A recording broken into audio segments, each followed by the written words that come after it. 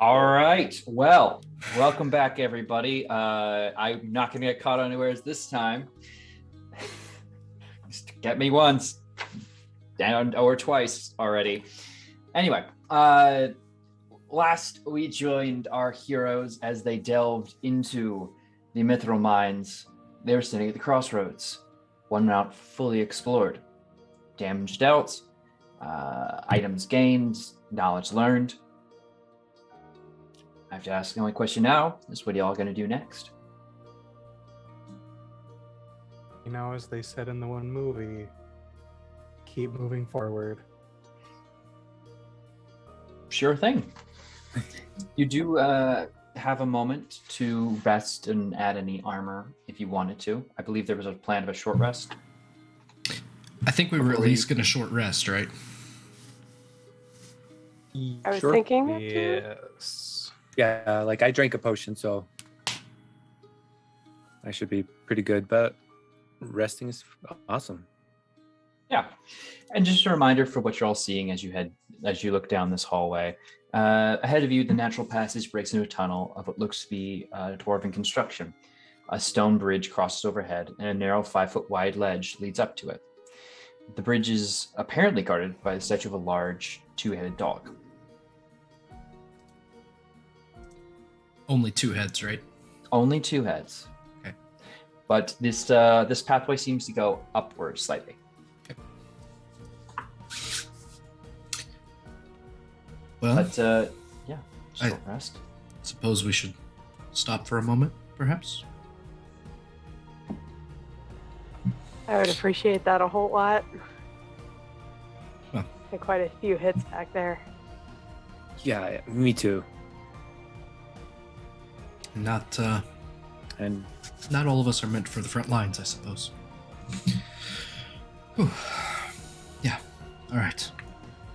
Does everyone have a strong enough stomach to duck into the prison room? I guess, you've washed me once before today, so Or I can volunteer. Or you could all just stop by the waterfall, Kira chirps in. Just because, it does smell really bad in there. Yeah. Oh, it's fine. It's just an hour. We'll keep our eyes open. Okay. Cool. I'm going to use sorcery points to get some spell slots back. And by some, I mean 1.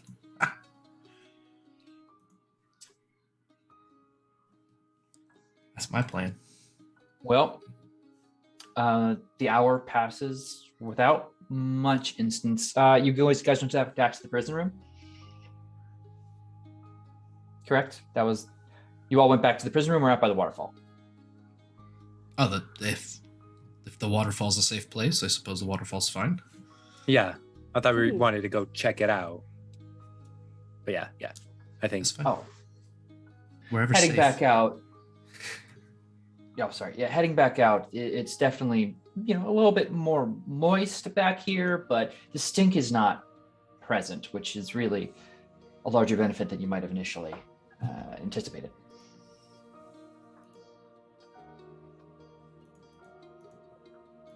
And if anyone is keeping a more active watch during this time, if they can make a perception check. Oh, do it. I still fucking hate roll 20. That waterfall's really loud. The gifted one got a 24. The gifted one is going to hear the slight shifting of stone and some crumbled pieces that seem to be coming from inside the cave.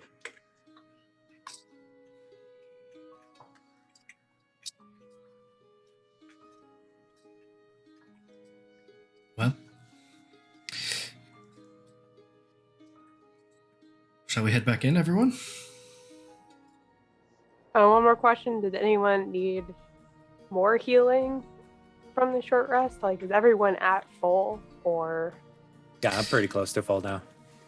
I'll tell you what.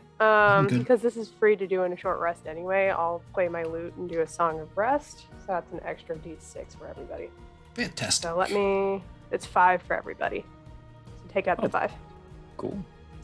Nice. That's Since it's temporary, free as well, is it? I'll join Nope, in it is on my True violin. blue. Nice. It's not going to help, A string but to I'll it. just do it.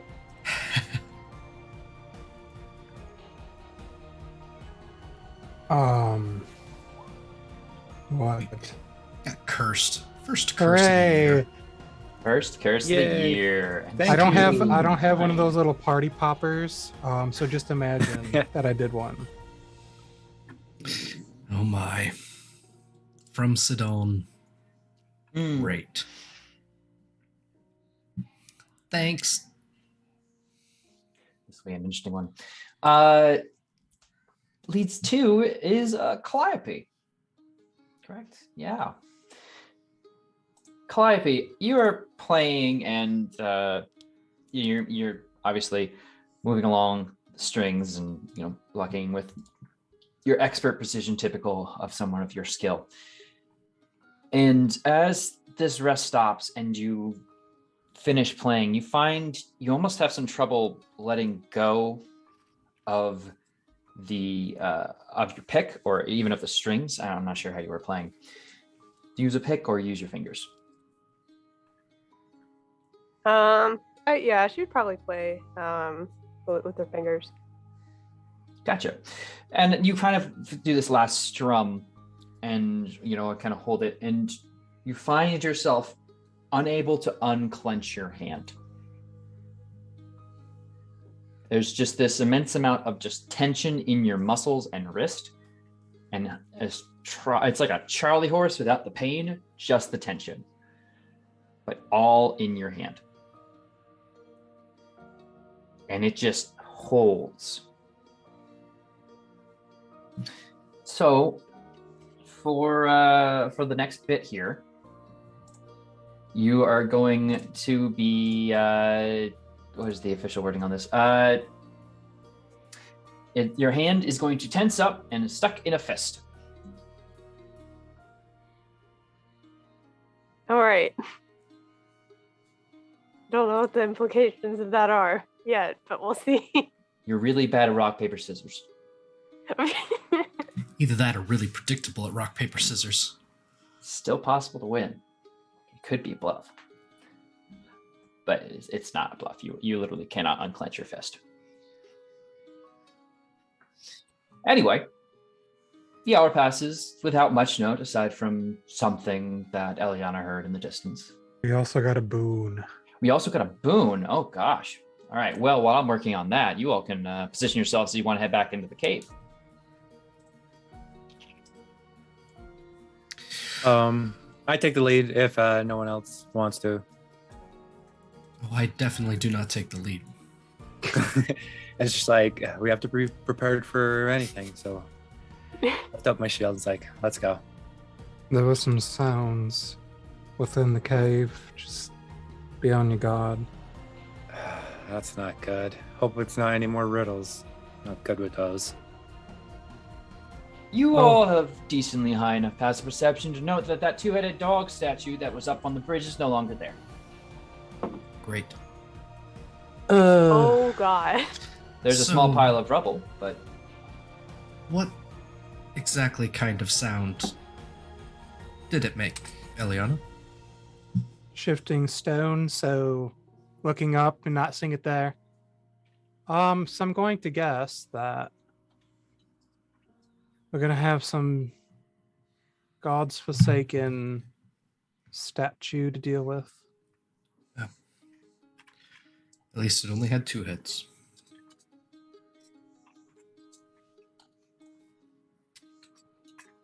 I'd rather have no heads, but that's just me. I guess should we proceed on? That's the best bet. Let's relight this forge and get going. What? Okay, cool. Hey, while you're doing all of that boon stuff, we just also got a curse for everybody. Well, Mr. Saito said no game Mr. impact. Saito. Can we please not? Oh well. We'll do no game impact for the moment, just because Thank it's you, Mr. Mr. Saito, and he is the best. I don't want to Thank you, read, Saito. Cole. I don't get paid to read. I don't get paid at all. Wait. Actually, you are technically You being paid. just did. Shit. Well, he said So, no game thank you, sir. impact, and reading is an impact. So there you go. Hang Stand by on, for because that gaming. just changed. He said he's grabbing a bourbon first. So I'm Oh no. He has to get a drink. Oh fuck. Oh my god. dear. Well, we Oh, better. it's hold my bourbon, which I don't know if that's worse. This works wonderfully. Leo, as you re-enter the cave, you are hit with the foul smell of the troglodyte refuse pit once again. However, this time, it's not so much that like you've grown accustomed to it, but you've just kind of mentally decided, I'm okay with this.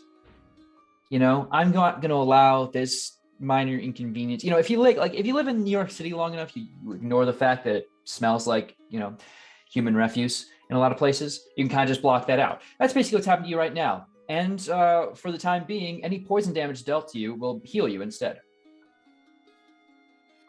And you can't be affected by the poison condition, obviously. Awesome. That's good. Proceeding deeper into the cave, you can continue to move yourselves up. Would I notice Calliope has cast fist and cannot uncast fist? Depends. Calliope, are you making a scene about this, or are you kind of just clenched fist? I mean, kind of like getting up and starting to walk. She just kind of look at it and kind of look at anyone else that might be looking at her. Yeah, I don't really know what's going on with this, and she like tries to unpause it, but that doesn't work. Don't know. Well, so what you're saying is things are going from bad to worse. Seems like it's going to be that kind of day. Yeah, well, I mean, we just came from a part of a cave that has a shit pit, so that's just how it is. Poop room. Big one's called the Poo Lagoon. In the Poo Lagoon, there I you go. do believe Poo Lagoon was this. And didn't they say that there were cockatrices up that way? Yes. Yes. Don't let them. There's something to watch out for. No, don't let them get close, though. Be bad news. Well, let's go take care of them. DM, what do I know of the cockatrice? What do you know of the cockatrice? Make me a Arcana, Nature, one of those, or a History roll, whichever you believe would best. History. I'm actually like I have mad poo brain, but damn, do I have a little bit of history? Yeah, gifted one goes. It's a 20. Sure thing. Cockatrice are not uncommon to the region. They were one of the creations that were here. Neither Titan takes credit for them. They're kind of one of those naturally occurring terrible things, though it might have been a creation of Lutheria, since, I mean, a chicken that can turn you to stone sounds like a terrible wives' tale that she'd get totally on board with. So they are definitely something to be looked out for. They usually are out in the wild on their own, you know, more like a terrible pheasant, though sometimes, apparently by particularly nasty people, and they are kept indoors and raised to fight one another.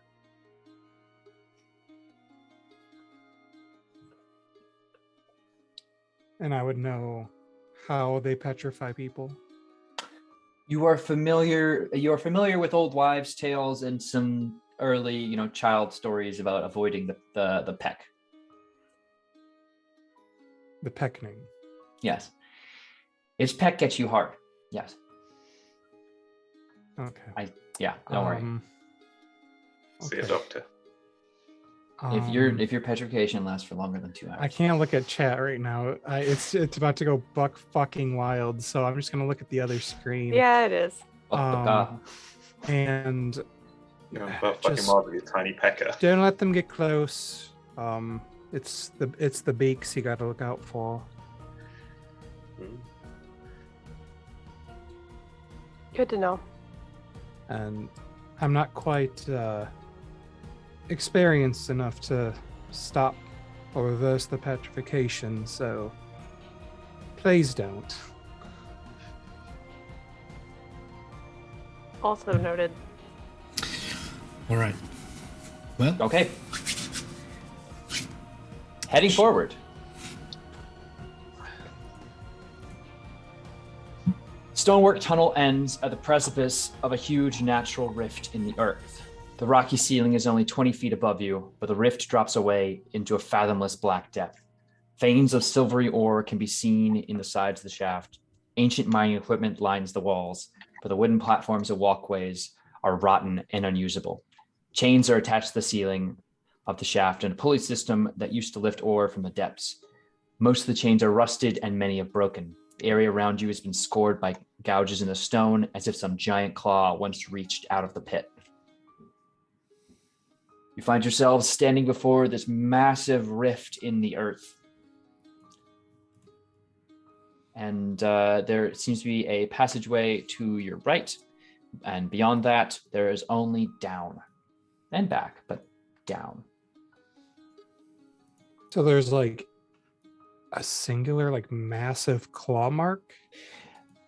Or It's a massive gouge, as if something wrenched out of here and then retreated back with hard claws.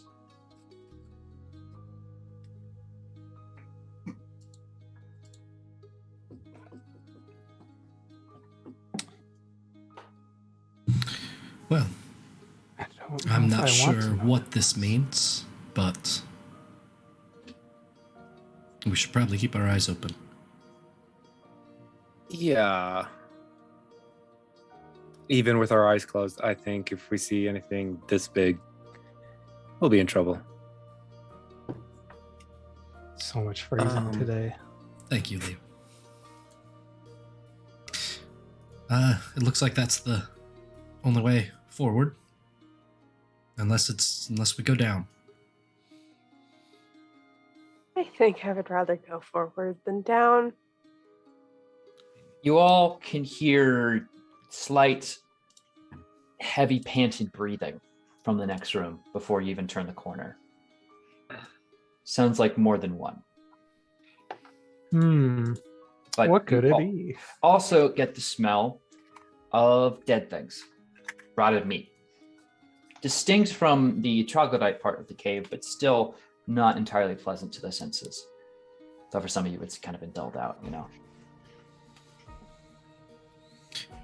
All right, well, suppose we should see what's going on. And by we, I mean Leo, if you wouldn't mind. Of course, I'll try to sneak over. Sure. I say, but I don't actually. But yes, I will do this. Do you want to sneak or not? I can pretend I'm gonna sneak, but we know what's gonna happen with disadvantage. Make a roll. I don't have guidance. Shit. That's a 0. That's a 0 on the D20. Wow. Nice. I'm going to go ahead and say, as you move to the corner here and try to poke your head around very quietly and astutely, you catch a bit of chain and end up getting it coiled around your ankle. Attempting to step and hop out of the way, you end up fallen over in the center as a massive clang of metal of your weapons, shield, armor, and this old chain pulls down, smashing next to you. Not any damage yet, but you do have to eventually unhook yourself from a very heavy chain. And before you, you see a massive dead Cerberus. No. Oof. What? Yeah, and just like walking over, watching him just literally trip over his own feet / armor.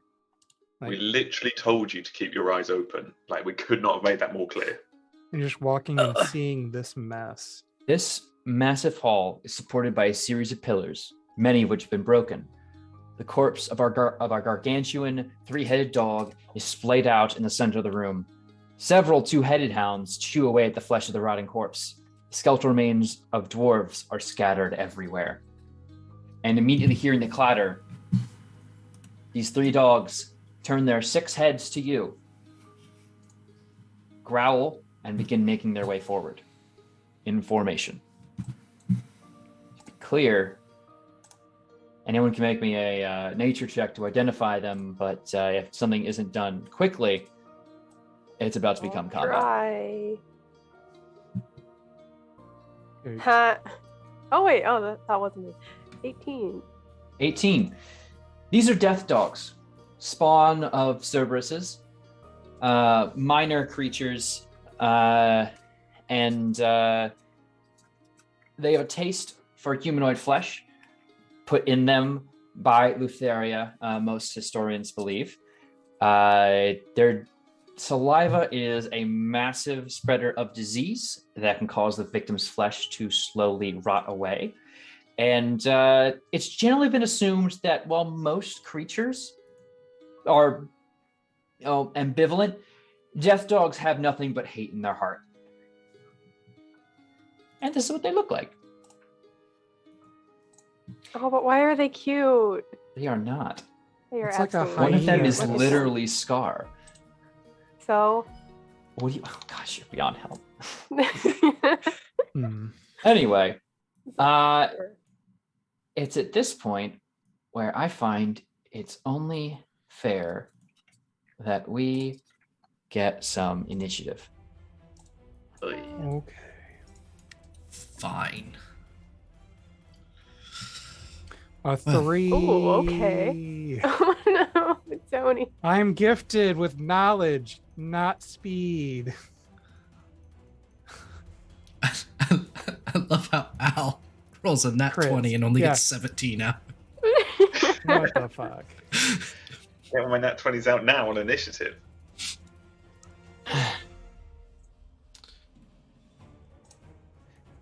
Okay, everyone's in.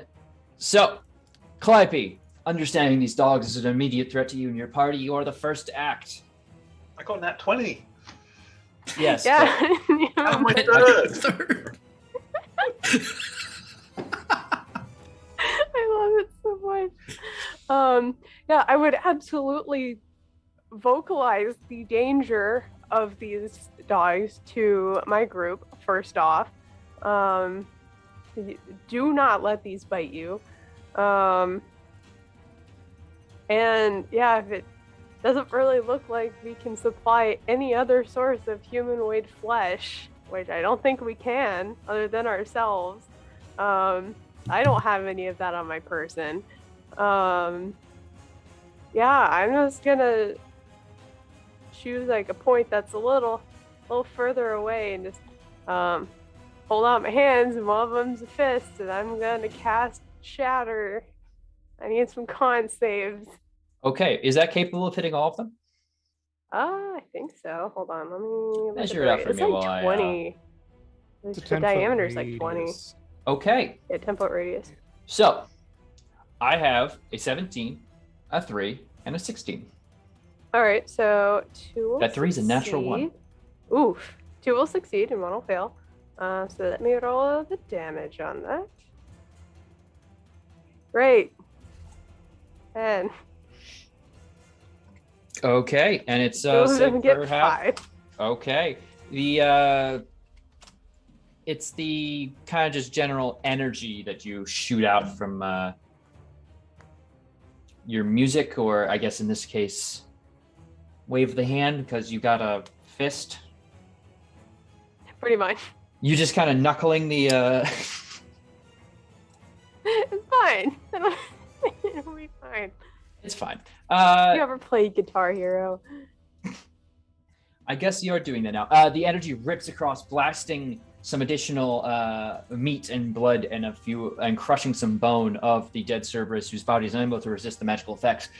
These dogs are knocked, one of them hard knocked into the pillar here. This one slightly more damaged, but the other two appear more resolute and undeterred. Anything else on your turn? I think that's gonna be it for now. Okay, Threnos.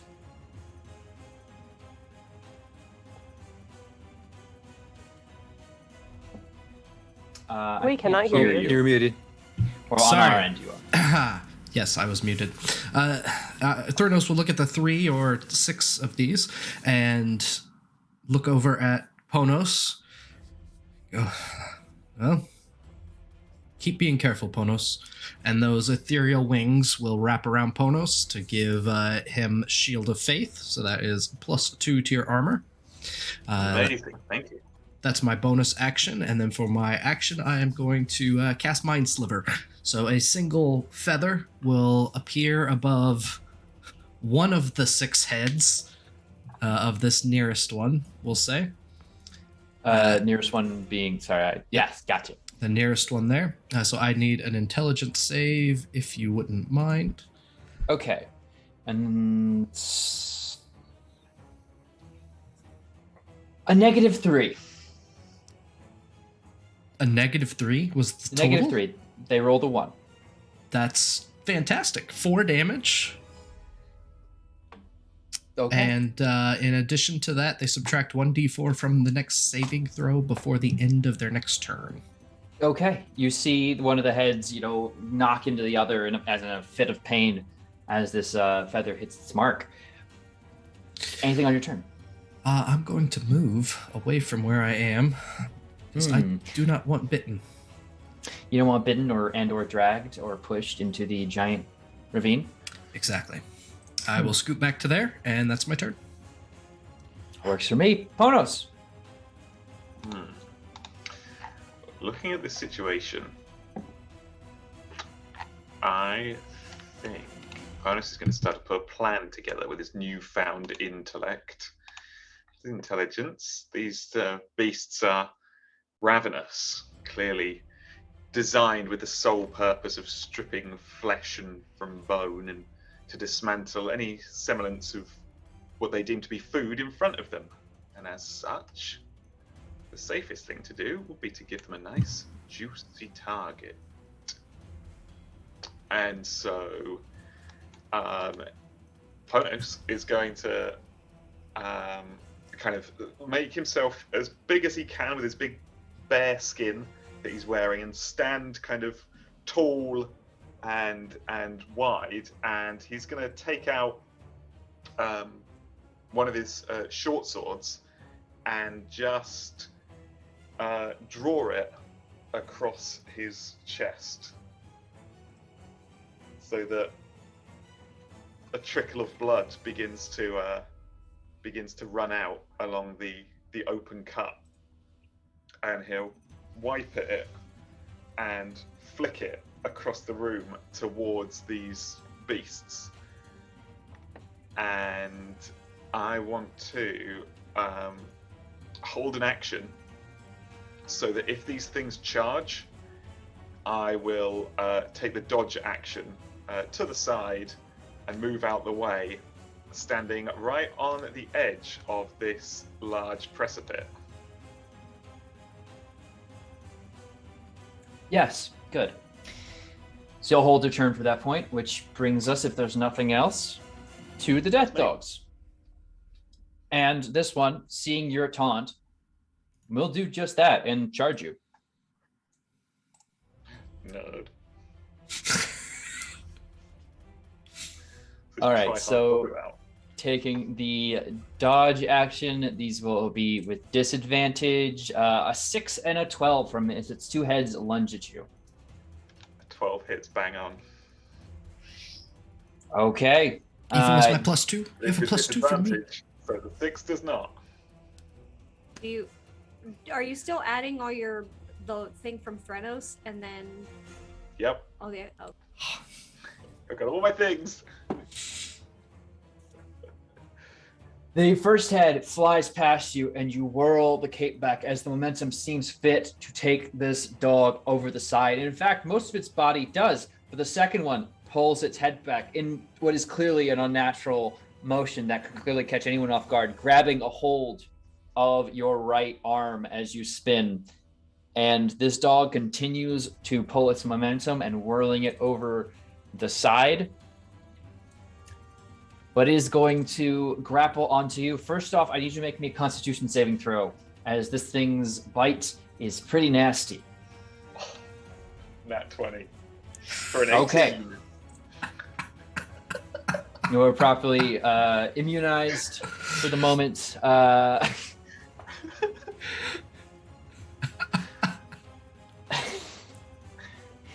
You will take 8 piercing damage, however, as this bite digs into your flesh nonetheless.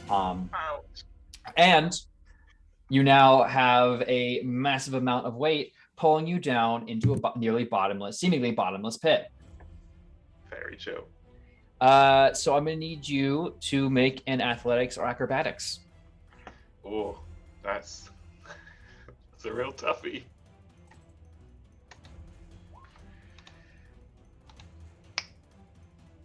Cursed for a reason. That was a 0. This is going to be so cool. The dice giveth and the dice taketh away. This is going to happen. Obviously, a lot of these things happen within 6 seconds. So this is going to be the situation for everyone's turn going forward until someone, again, goes to worsen the situation by trying to do it. Ponos is tilting over the side and seems fit to fall down this bottomless cavern. Death Dog and him conjoined. But it's not the end of their turn. This one is going to charge at you, Leo, and this one at Eliana. Each of them very hungry and interested in taking a bite.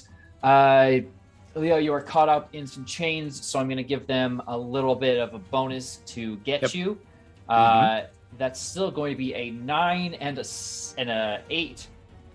Because apparently the dice really don't like Ponos.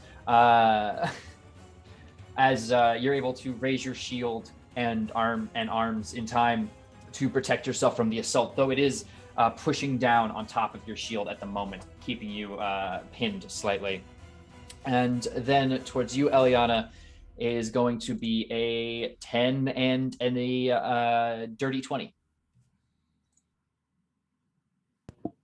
So the dirty 20 is going to hit the first attack. You're able to block away. But again, you got caught in a similar moment of confusion as to Thrynos, where it's very common for you to be fighting single-headed creatures. The second head catching you by surprise and getting you on the thigh as the first head is blocked away. I'm going to need you to make a Constitution save as you take 7 piercing damage. I don't want to. And yet you must. You are also free from the effects of Death Dog's saliva. But that's their turn. Defera. What's the story? Yeah. So Ponos is like in the air, flying. He's like about like, you ever seen someone like pull someone over the side? He's got that moment where he's like, the center of gravity is leaning over. They're about to go. Yeah, I'm going to try to yoke him back, like I'm sure you were expecting somebody to do. Even though I think a dog is attached to him. It super is. It's going to be a pretty difficult strength check, but also of note, as a quick reminder, because you're perceptive, there are a number of chains and supports and rotten pieces of wood and other methods for hooking and hauling around here. Okay, yeah, then if I can utilize those, I will grab one of the chains and tie it around like his ankle so that if he goes, he can only go so far.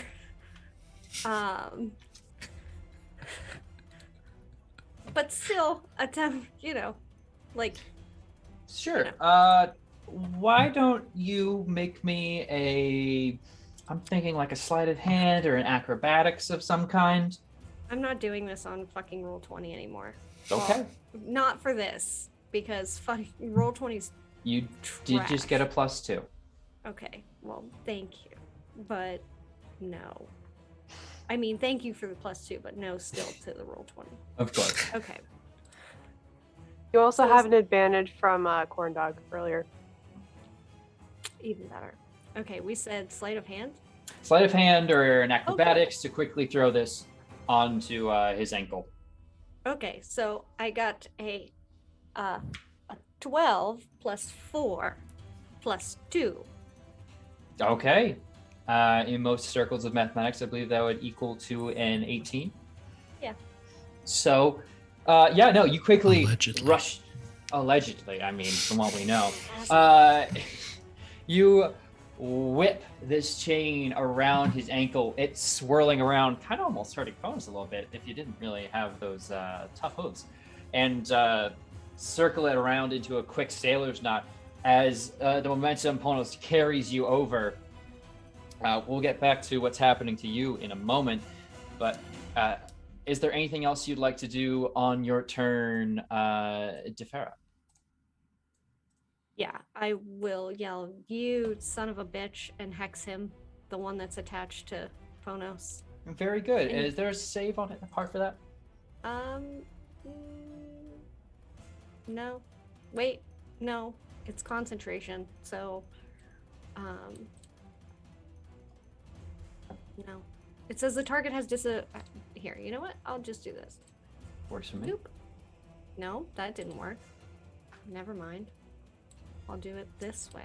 I believe you target a particular stat with that one. Correct. They get a disadvantage on an ability check. Perfect. Yeah. Your brief burst of arcane energy strikes this, as you see its muscles seem to wither slightly under your effect as they head down, the chain continuing to trail for a little bit. Is there anything else you'd like to do on your turn? No, I would just like to know that when I yelled, "You son of a bitch," you're not entirely sure if I'm yelling it at Ponos or the dog. It was unclear to me, but I had good intentions. Leo, you are currently pinned by a big old friendly double-headed dog. Yes. And then did Defera use the chain that was kind of like on me? Like as the here's what we're gonna do this. Roll a D100 and tell me high or low. Right now, Okay. say high or low. I will say high because I'm rolling very terrible. Roll a D100. Of course. Low. 38. It is a different chain. The one you were on is connected to the wall over here. His Okay. appears to be connected to one of the beams above. Oh, okay, so I cannot reach it. Looking, not super structurally sound looking beams. Cool. Yeah, so I'm pinned. I'm going to try to. Oh, actually, I have. Where to go? Shieldmaster. I'm gonna take an action, an attack action, and try to push him off the dog. Sure, I'll allow the push to happen first. Okay. That sounds cool. That's a contested athletics check. Okay. Wow, natural 1 9. for 3. You catch this dog as it's kind of pulling back slightly to push down you again, and you knock it completely off balance, and send it back just a little bit into this stone. Awesome. But then I'm still trapped under the chains, right? You're hooked. It's hooked onto your ankle, so you are going to have a limited range of movement, and you're going to be a little harder to move around and maneuver, but you can definitely still get up. Okay, awesome. I thought there were more chains. Cool. Yeah. And so yeah, I kind of get up and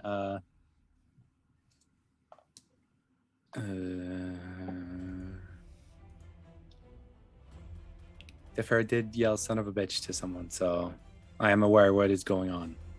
Mm-hmm. Everyone was able to roughly see what occurred.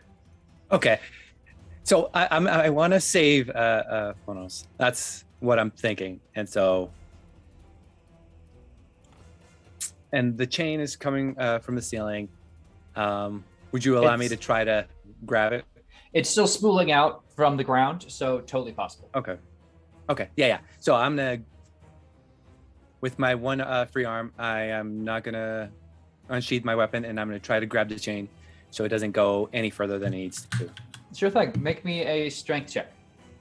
Strength check. Boom. Boom. Ooh, just a 10. You're able to slow the descent, but it's still, you can't quite get a good grip on it at the moment. Though I will say with a 10, it's not going to, reach the point where he's suspended above a pit, completely helpless. You're acting as a like a fulcrum for it to work through. Mm-hmm. You're part of this. Okay. You're part of this physics problem now. Yay! But yeah. I think that's going to be my turn. Like I shove the dog and then just immediately go for the chain and try to slow it down as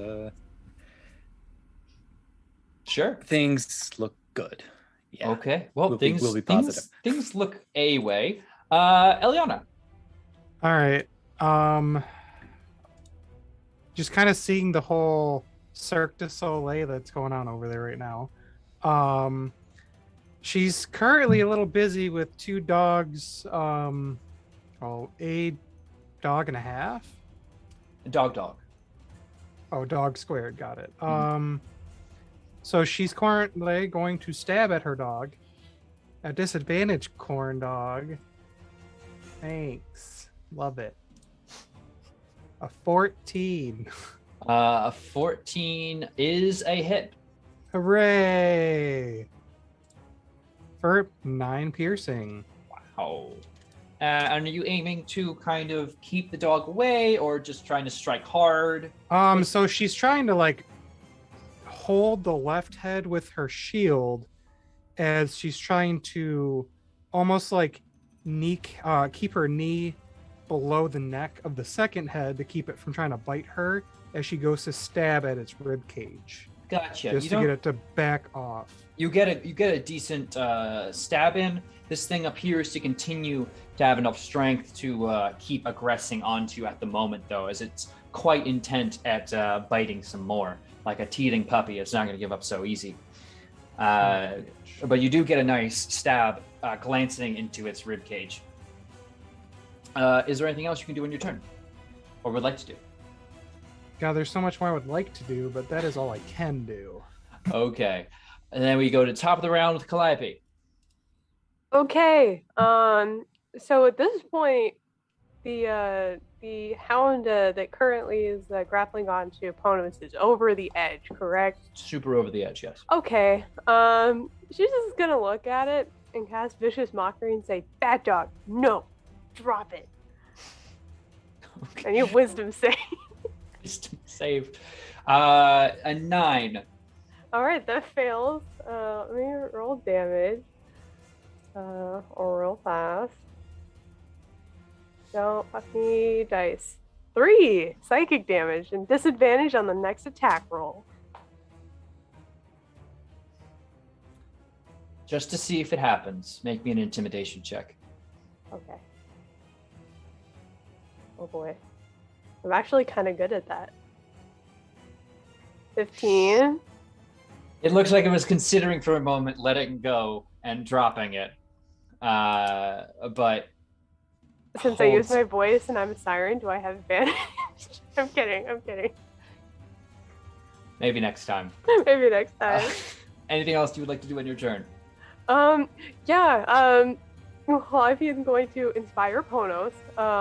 Say, hold fast as quickly as you are with a joke. Take a d6. And that's Very good. all I got for my turn. Threnos. Thurnos will look at what's going on and take a minute to assess his options, and as he starts walking fairly tentatively toward this dog over here, is going to unsling the warhammer on his back, say, Ponos, hold on. And I am going to, as a bonus action, cast Thunderous Smite, which is going to release... Hey, put that back. Otherwise, I'm not coming over here.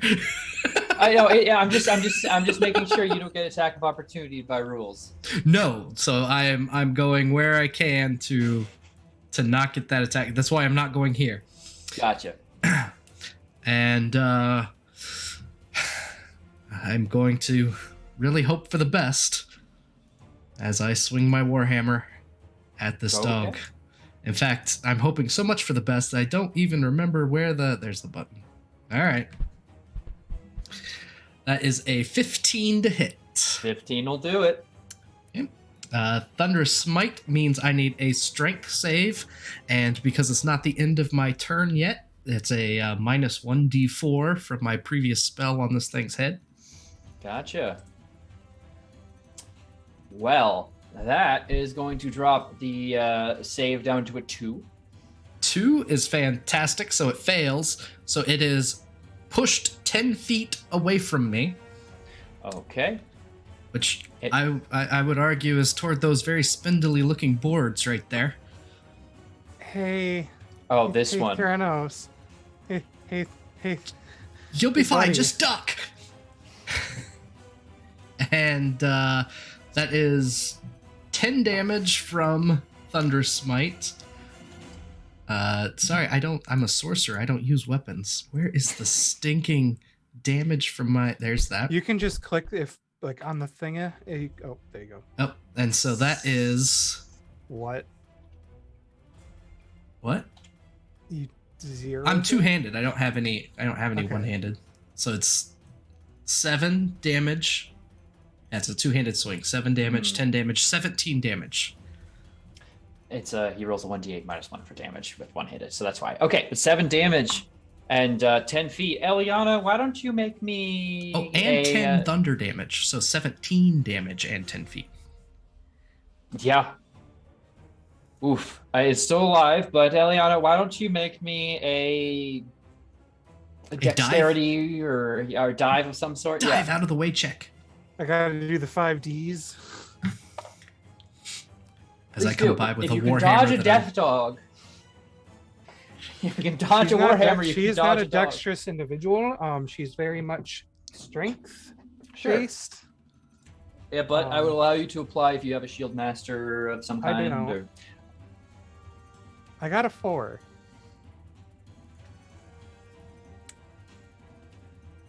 Thanks, Theranos.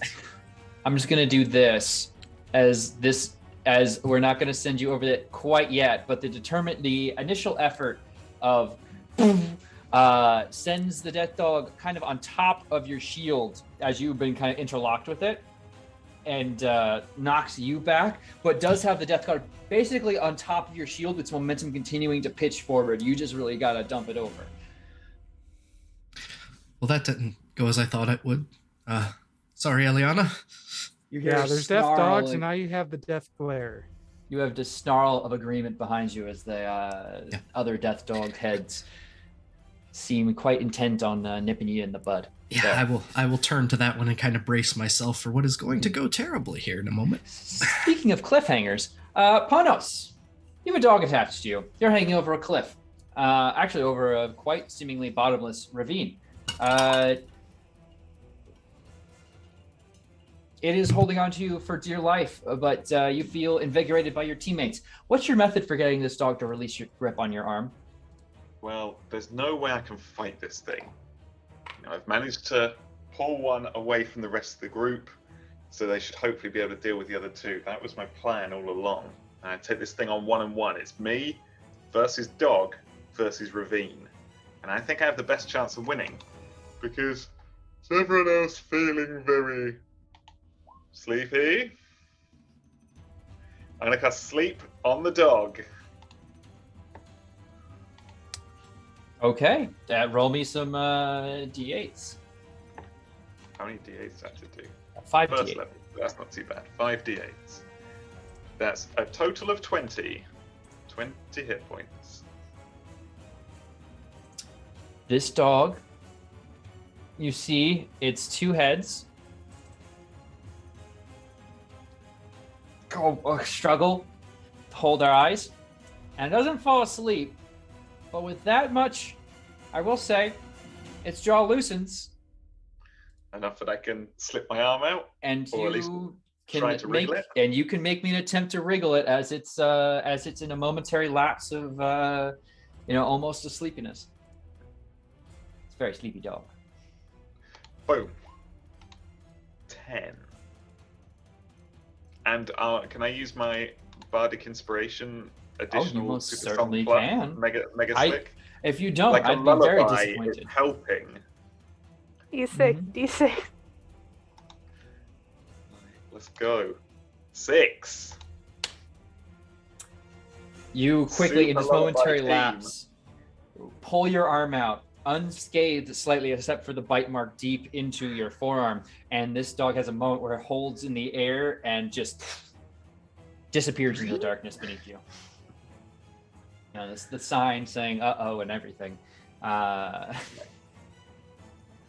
But that death dog, for all intents and purposes, is no longer with us. Oh, that was the guy with the turn, so I'll go. See ya. But is there anything else you'd like to do on your turn as you now hang suspended, continuing to fall slightly over a pit? I only kind of scrabble at the ever loosening chain to try and get a better grasp on it, then just looped loosely round the cloven ankle. You're able to quickly kind of secure yourself a bit, so the immediate jerk of it stopping somewhere will hopefully not doom you. Which is their turn. Which means that we'll start with the one that's the easiest to, I guess, quantify what the hell is about to happen next.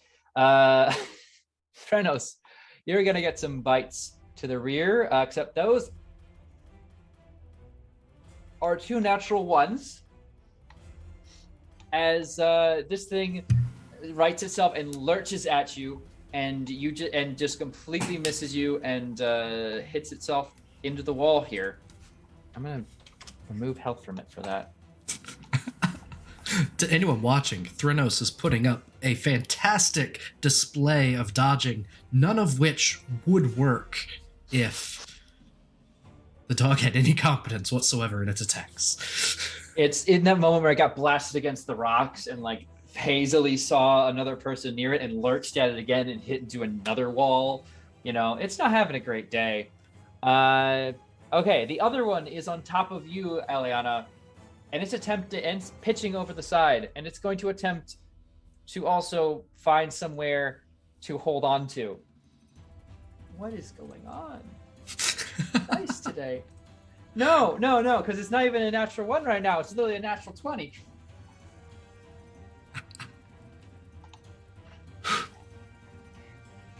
So it's going to bite you. And you're going to take 9 piercing damage as it bites into your arm. And this one instead holds onto you, but has its 2 front paws on the wooden boards that seem real creaky and rotted.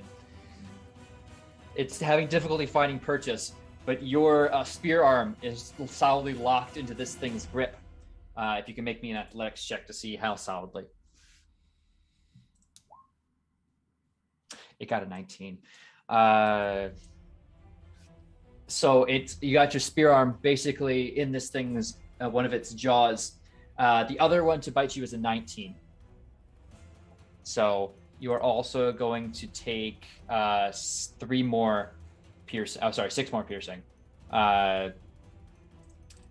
As the other one kind of glances along your armor, kind of finding some purchase into your chest. but doesn't quite have the same grip as the one on your arm, which is now threatening to pull you over the side with it, as it seems to almost say, "Help me, brother." Defira. It's happening again. Yep. Am I able to pull him in with the, to safety, or is that going to loosen said, because I had to step away, so I'm not sure how that played out. So for Ponos, Leo is kind of acting as another point in the chain going up or over the side in this case. So it's not going to snap out to a point where you can't reach him now, but he wasn't able to get a solid grip on it. So if you wanted to assist in that effort to stop Ponos' drop, that's another option. But now Eliana is threatening to also be pulled over the side. But this one hasn't actively pitched itself over. Okay. So essentially, Leo has a hold of Ponos. Not really. Okay. It seems like he's about to. Like, he's going to prevent the worst case situation, but he's not stopping the bad situation from continuing. Sure. Okay.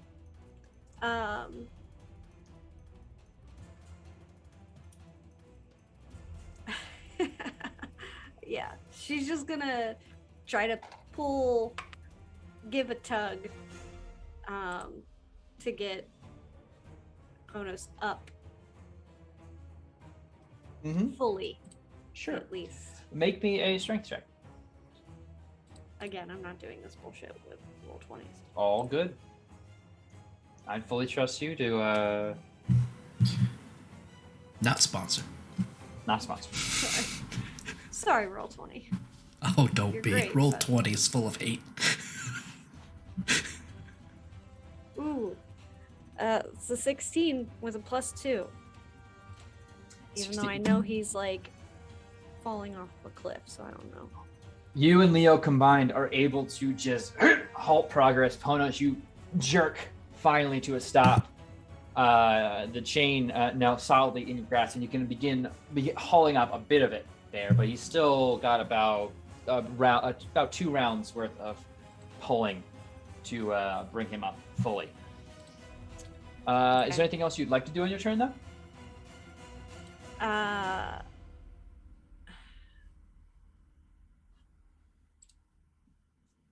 No, I'm just not gonna do it. I was gonna say no. Nope. I got nothing. Okay. Leo.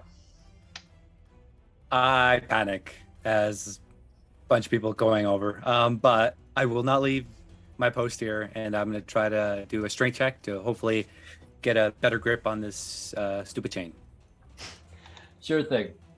It stopped the momentum mostly, but if you want to try and hurry along the process, I'll say you take off a little bit. You roll with advantage because you have Defera helping you. Oh, awesome. Thank you.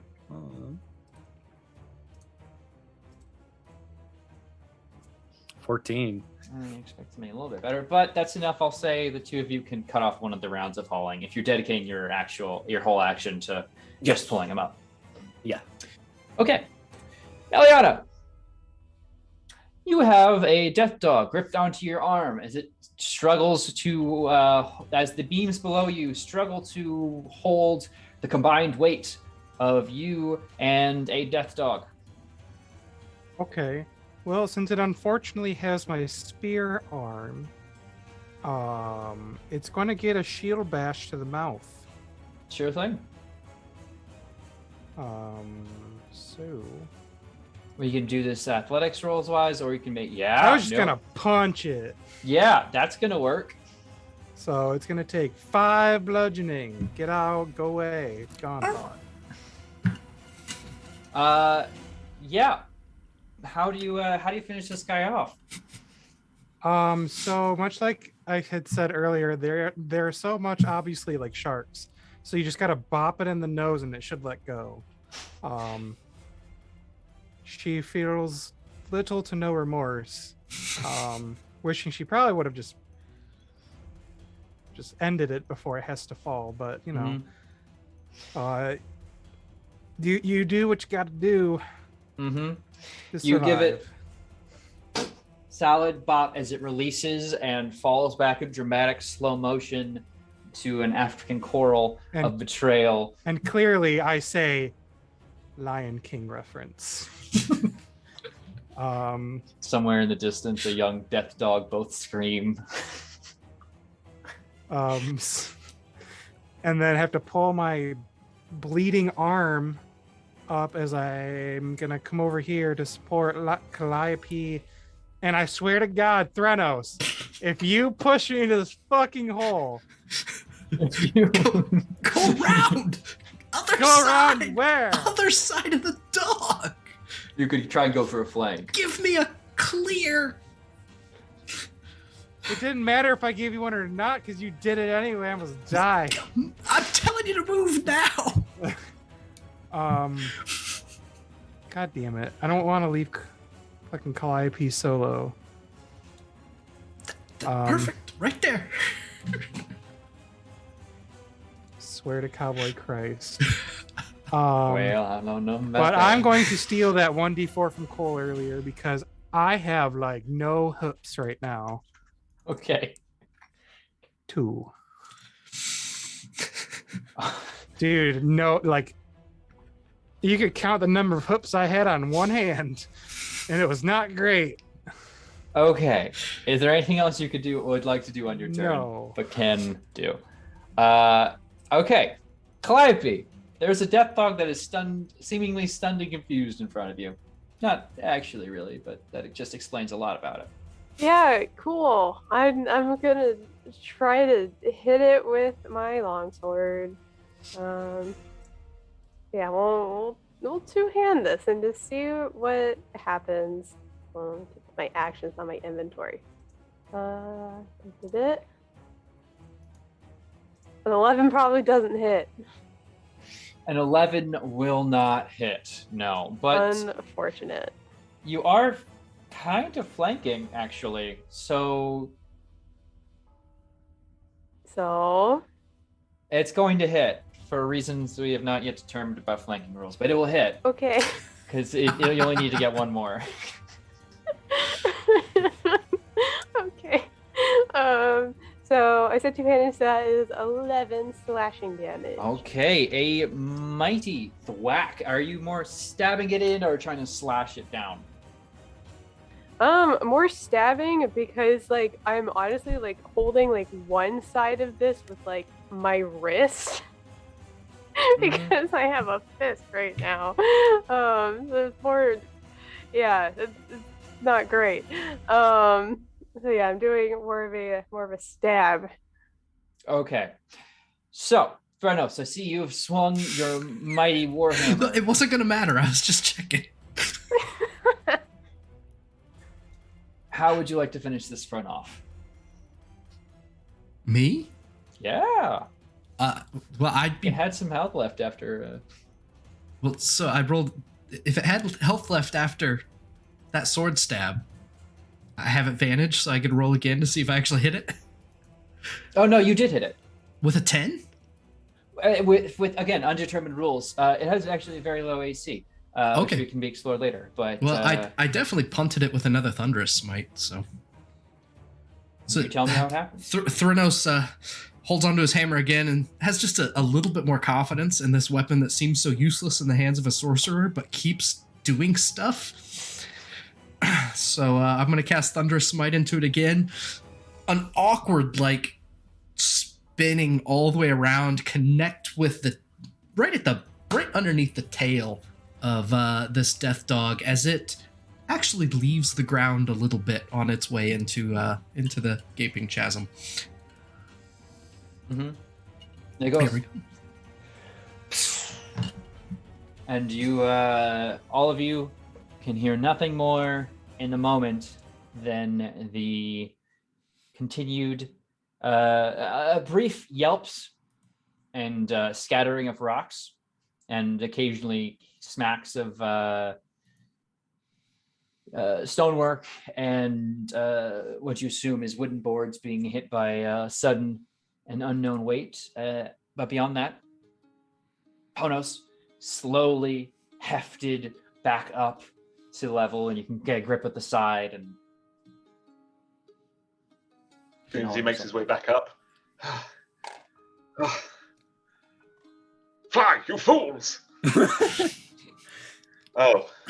Or gives a hand, Up he gets. Yeah, as we get him up, I turn to Thranos. It's like, good job, you took care of them all on your own. Thranos, who was a little bit down earlier, has a little bit more of a pep to his step after that.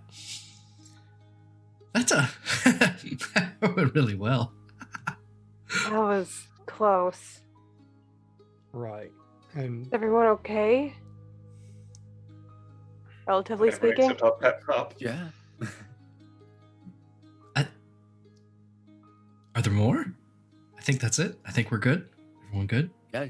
It looks like no one else is here. Well, they come from that Cerberus, so I mean, we could always check. They were Be eating careful, it. though. Do they? I don't know. I don't know. I just heard somewhere that they spawn from it. Oh. Well, So then what killed it? Could I do an investigation check or? make me a medicine, nature, or investigation, I suppose. Well, no, investigation really wouldn't work here. I'll assist Okay. with that. All right, do so with advantage. You said medicine, right? I can use Medicine, nature, one of the two. Okay. That one is a little bit better.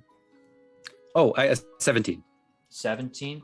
So by the looks of this, it's hard because there seems to be a lot of post-mortem injury from, scavengers that you literally just saw scavenging. They might not be the only ones who have picked over this, but from what you're able to tell, at least in comparison to the dwarven skeletons around it, this Cerberus was, well, again, difficult to tell, but it seems like it was smacked and beaten by some larger creature. And then picked over afterward. A large gash, you can kind of barely see it because obviously it's fallen forward. A large gash is across its front rib cage. And to clarify, by larger, do you mean just like a generally large creature or a creature larger than the Cerberus? A creature larger than the Cerberus. Ah, okay. I think, after we go over it, we kind of just hesitate for a sec. It's like, remember how we were talking about the big thing? It might have done something to this poor fella. So there might be something running around here that we'll have to deal with soon. Then deal with it we will. Point Anyone know which way to go? Let me reveal some things now that you're able to actually step into the room. Oh, okay. There are bedrooms, a hallway to the north here. As you're going around, I'm assuming checking out the dwarven skeletons, the entire room in and of itself. Oh, yeah. There appear to be 3 bedrooms, a number of dwarven skeletons, and one of them wearing a Mithral chain shirt. But in total, there's about 25 dwarves here. And you will recall that the dwarves back at the Dragon's Tooth were interested in giving these folks a proper burial at some point. So their return, or at least the full clearance of this place, will be greatly appreciated in their eyes. Oh, and there's also a hallway down by where Clyde is standing.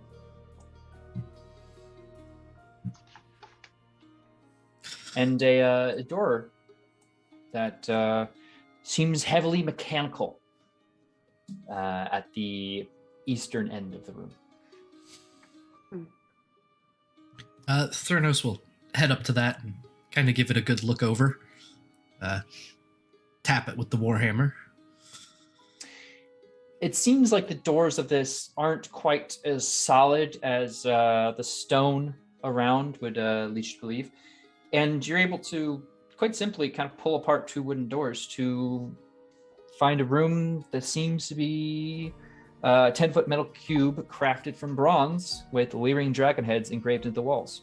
The dragons are depicted with snarling mouths. Leo, you're into dragons, right? Yeah, you could say that. This mean anything to you? Yeah, I think Leo heads over and Sure. Make me a history check to see what you can recall. history. Yeah. Ooh, my history's not good. Normal. Yeah, I remember your You experience did with great the door. though. 16. So this kind of motif is very typical from what you can recall of the Order of Dragonlords. They were really into dragons. I don't know if anyone picked up on that from the title.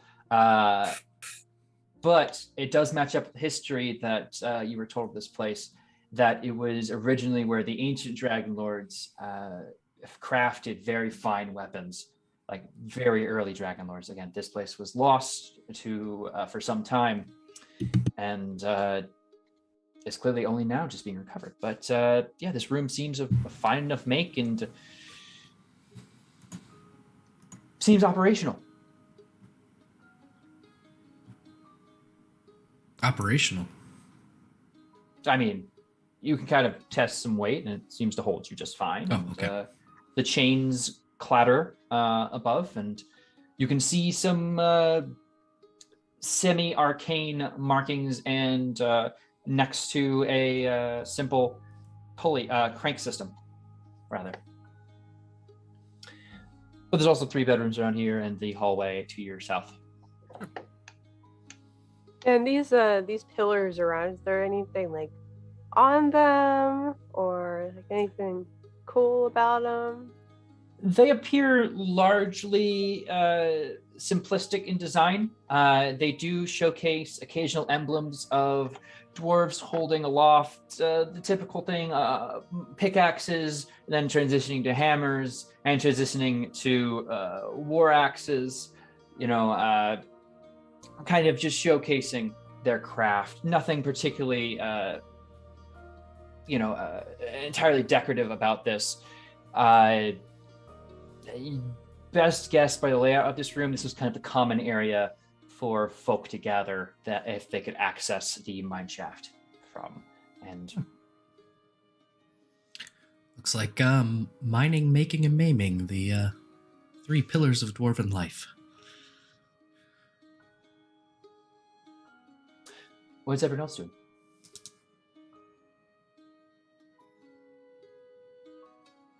Nothing. Does anyone want to join me going down this hallway? Calliope, we we want to should check. probably check this room real quick. Mhm. It's intact. There's dragon stuff in it, and I could really, I could use some assistance with the arcane markings here. I'm more Sure. a go with the gut kind of magic user. And I wouldn't say I'm too studied either, but I'll help where I can. Oh, fine. I'll bless you all with my amazing insight into the arcane and unnatural. I have to spend enough time with you all anyway. All right, Eliana, will you be joining? Not at the moment, no. Okay. You were going to Can- notice you are 1 short. Is she coming? Don't worry. I bet you she's just jealous of your warhammer.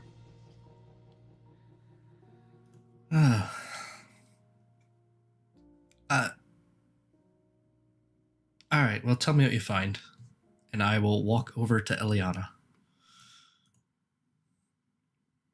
Are you all right? And you'll see her taking off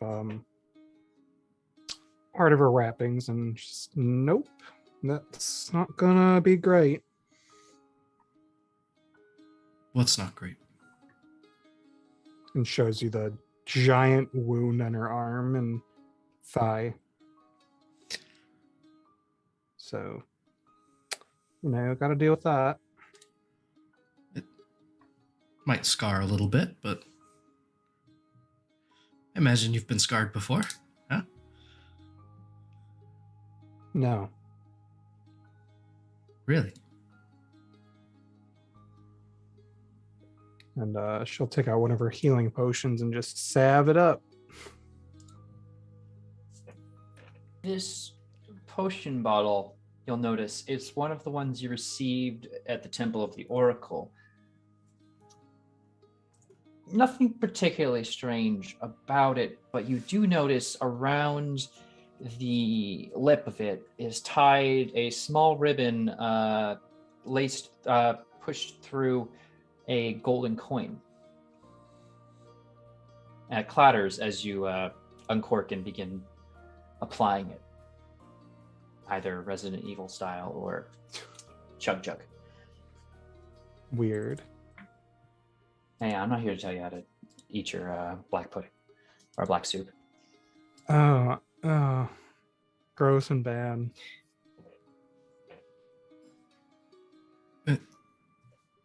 You drop something, and Thurnos will bend over and pick up that coin and hand it to Eliana. Looking at it, both of you can notice that this isn't the simple mintings of the settler races that are typically in circulation for you all. It's not even an older coin. It seems uniquely, it has no indication of its value. It has not been marked that this translates to X amount of gold or silver, the typical things that you might find on a gold piece. It appears to simply be emblazoned on either sides with what you've both seem to instinctively realize is the mark of the Order of the Dragonlords.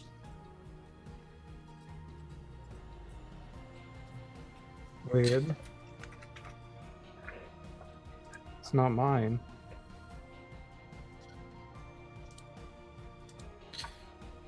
Well, it came off the potion. I think it's one of those things that, what's the name? Vassie gave to us. Yes, yeah, I think that's one we got from there. You think it's a fortune of some kind? Does it have your lucky numbers on it? And she'll look at it and to you, just luck. Don't really believe in luck. One that can see the threads and the futures. You don't really rely on that, unfortunately. Well, you didn't see the death dog coming a second ago. Sorry about that, by the way. And although it's hard to see her face, you just can probably feel the glare, like that of a basilisk. I honestly thought you would move. Move where? And she'll just gesture. I'm not good at this fighting stuff. I've never been good at it. I mean, look at me. Like, Thurnos will lift up his arms, and they are both really skinny. Not as skinny as Ponos' arms, but, pretty thin. Damn. And she'll just be like, well,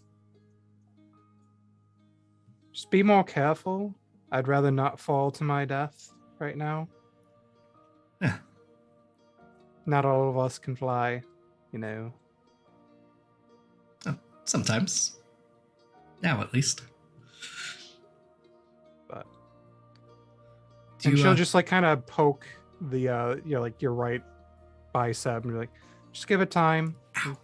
It takes time. It took me years to get to where I'm at. So Oh, I tried when I was younger. I did a lot of push-ups, a lot of weightlifting. I wanted to be strong. I thought my dad was someone he wasn't. So I wanted to live up to that, and well, it didn't matter anyway. So. well, it mattered to you. Not anymore. Maybe not now, but you know, if you want help, just ask. Oh. She'll start putting her arm wraps back on. Yeah, there's some others that could ask for help sometimes too, you know? You're kind of quiet, even when things go badly. Yeah. Not my original intent, but a lot of things aren't my original intent. Not the original intent. Yeah, that's been the story of the past couple days. Just give me time. Adjustments are hard. Oh. We're bound to each other, and I think things will go pretty well. You want to join me with the rest of them? She'll pick up her shield. Yeah, just give me a moment. All right. I'll give you some space. And Thornos will head back over to the rest. Sure. Is anyone else doing anything during this brief moment of pausing for Eliana? I think while that's happening, I kind of prod Calliope. It's like, well, I'm not good with the magic stuff. Do you want to give it a go and see if she can figure out? Yeah, what's the vibe? I'm gonna vibe check the room. Do you want to vibe check the room, or are you looking more to understand the arcane glyphs? I'm talking about the glyphs. Like, what's the arcane vibe? Like, what am I Here's getting? a question. List me the languages you know. Oh, that's not very many. I'm pretty sure it's just common and celestial. Fantastic. They are in a language you don't understand, but it seems to be on either end of this lever. And currently it's sitting in the middle. Hey, can anyone read this? Like, gather people over. So for simplicity, I will say we are in a dwarven mine. Does anyone have Does anyone have an appropriate language that might help them understand written things that would be commonplace in a dwarven mine? Yes. Are you? Yeah. I have common, which I assume is commonplace. I thought That's that fair. was the clue. No, that's fair. So none of you can immediately recognize the writing. Oh. But again, it appears to be one at the upmost point of the lever and one at the bottommost point. But you also recall that the Troglodyte King mentioned that you need to know a specific word.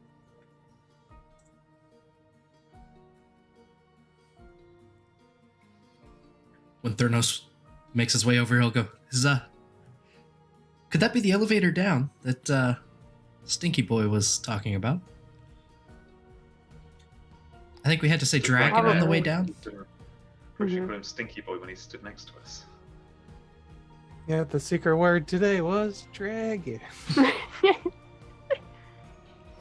Now, So what, pull a switch, say dragon, and hope for the best?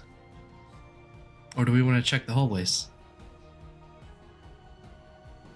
I mean, I feel like any descent might take a while, so just taking a little peek around that corner. I'm just curious. It might be useful in some regard.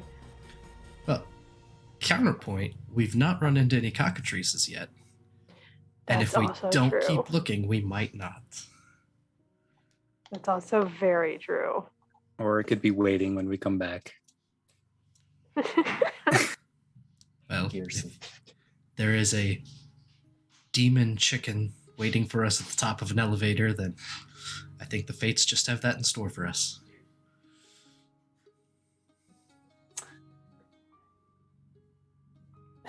What Shall I'm we go more down? Curious about is So did you want to check the That corner idea real is quick? Sounding, no, that He that took a elevator deep is breath. sounding better now. Yeah. Pull the lever, yell dragon, and hope it's the right lever. Which way are you positioning the lever? Are you positioning it up or down? Down. I mean, we're going down, so we should probably Pull the lever, Crunk. All right. either push the lever and say dragon. Wait, do we have to say dragon in common or dwarven? Well, Asked as everyone gets on there. I mean, do you think a troglodyte knows Dwarven? I don't know. That one was unusually clever. Hmm. No, it wasn't. Anyway, I need everyone to move their figures onto the elevator. Question: are these something, or are these just? That's part of the, I assume, kind of like cave system of the elevator. I believe the wooden part is the actual elevator. But for the purposes of everyone fitting in the room, it's an acceptable place to stand. Okie day. So, this isn't a bad idea, right? We'll You all pull the lever down. Thrynos will say, dragon? Okay. The room shudders slightly and begins to descend. Easy. So far, so good. So far, so good indeed. I am gonna Scared. move.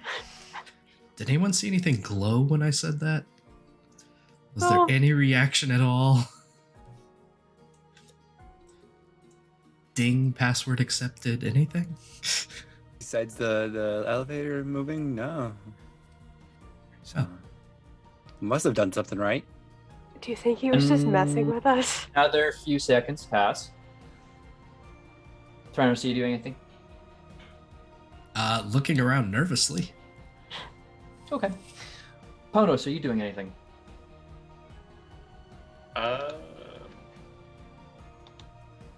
No, nothing. Just observing. Gotcha. Zafira, are you doing anything?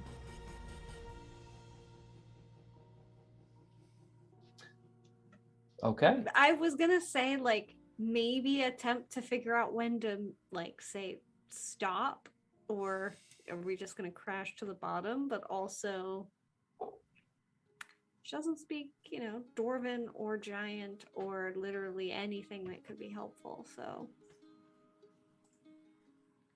nope. Okay. Leo, are you going to do anything?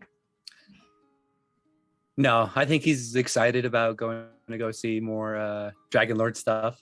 And so he's excited to get to the bottom. Okay. I feel like I should have gotten elevator music, but I'm going to move you over to this thing over here. Eliana, are you going to do anything? You mentioned Giant in our chat here. You are familiar with Giant? Oh, absolutely not. Ah, okay. I had some hope. Okay, but are you doing anything in the meantime? Is this just like an enclosed elevator, or is it It's a box. fun box? Oh, fun It's- box. it's a Small cube. and square and dark. Yep. About, very small. Everyone's kind of cramped in there, but you got, comfy.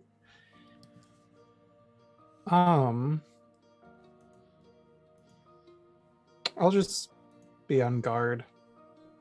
Okay. Calliope, you doing anything? I'm just being ready. I don't know for what, but I'm gonna be ready for something. Okay.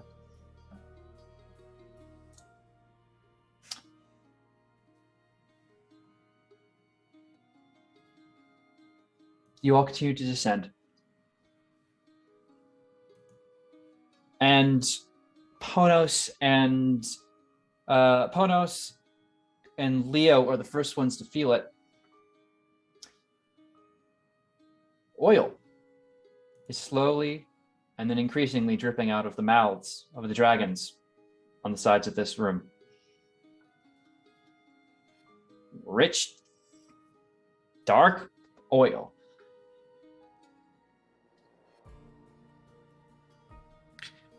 Dragon. Oh, Dragon. hey guys, look. And yeah. We all have to say it. Dragon. Yeah. Stop the river. Donos, what are you doing? Will shape water affect these liquids? It might. Well, shape water is most effective on water, correct? Most effective on water, yes. I'm going to say you might be able to stem some of it, but it is coming out in increasingly high rates, as if it's being pumped directly into this room from a closed system. Well, I guess I will look for I'll look for an off switch. Make just an investigation check to scramble around looking for something. The only switch you sure, make an investigation check. Actually, that's Sure. a good point. A 4. The only switch you find is the one that seemingly sent you down. Ideas? Maybe flip the switch the other way. I feel like touching more things could be bad. Or it could be good.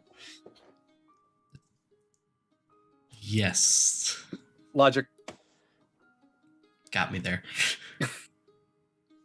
That's my turn. I don't know what else to do. Okay. Ponos, I'm gonna go put on some. Let's do something in, Oh, wait. Start the fire.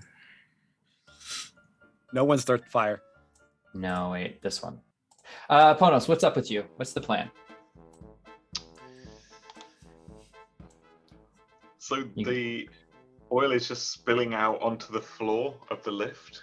Yes, actually, it's pooling up. Less than Damn, ideal. this isn't as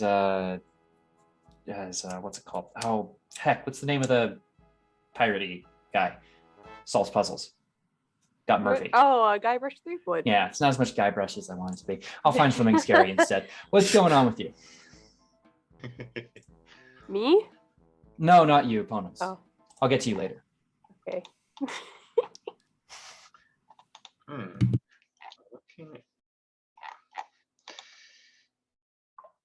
So why would what he's trying to think is, why would this happen? What possible reason could this have for happening? Which he will vocalize. Well, it seems like a Why way would- to deter uninvited guests. Yeah, but once you've Or done kill it, them. so it deters. So if it's an evil trap set by cruel dwarves, Right. someone pulls the lever, Right. goes down a lift shaft, fills it with oil, Right. then what? Well, I mean, maybe the oil fills up the box we're in and drowns us all and also lubricates the machinery. Well, it's got to come out somewhere, right? There is... I mean, so either the lift makes it to the bottom and opens, and the dwarfs down there get flooded with oil and whatever bodily fluids we've excreted in our deaths, or it spills out the sides and doesn't fill the box, in which case we don't die, or we break out the top and float our way to safety. I don't really see what this gets anyone. Or did we go the wrong way? You want to make a intelligence check of some kind? Yeah, a straight intelligence check would be fine with me for clues.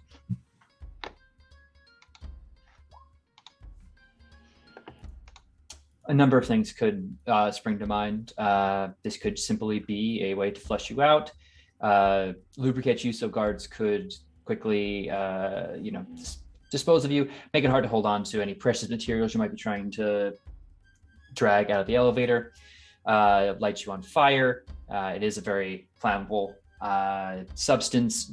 This could be some kind of magical property as well.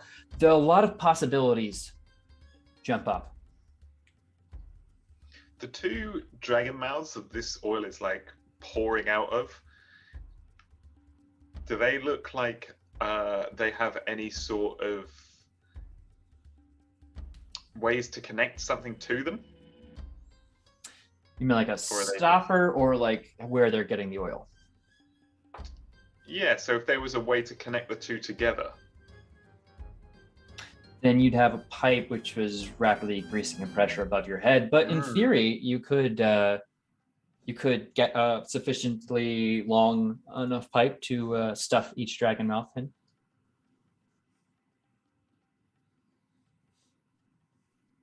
Is there anything else you're doing on your immediate turn while you're planning? Nope, I'm having a planning turn. Okay. Defera, what are you up to? I will say this now. If anyone wants to quickly try and remember Dwarven, yeah. also so open to that's the suggestions. exactly what I was just gonna say. Defera's gonna try to just deceive that bit a little bit. Like maybe not deception. Deception might not be. She's going to try to like. you're gonna cough in a swirling of. Say the things to like, yeah, just kind of like as Ponos is maybe like playing with the machinery and like everyone else is kind of just like looking around.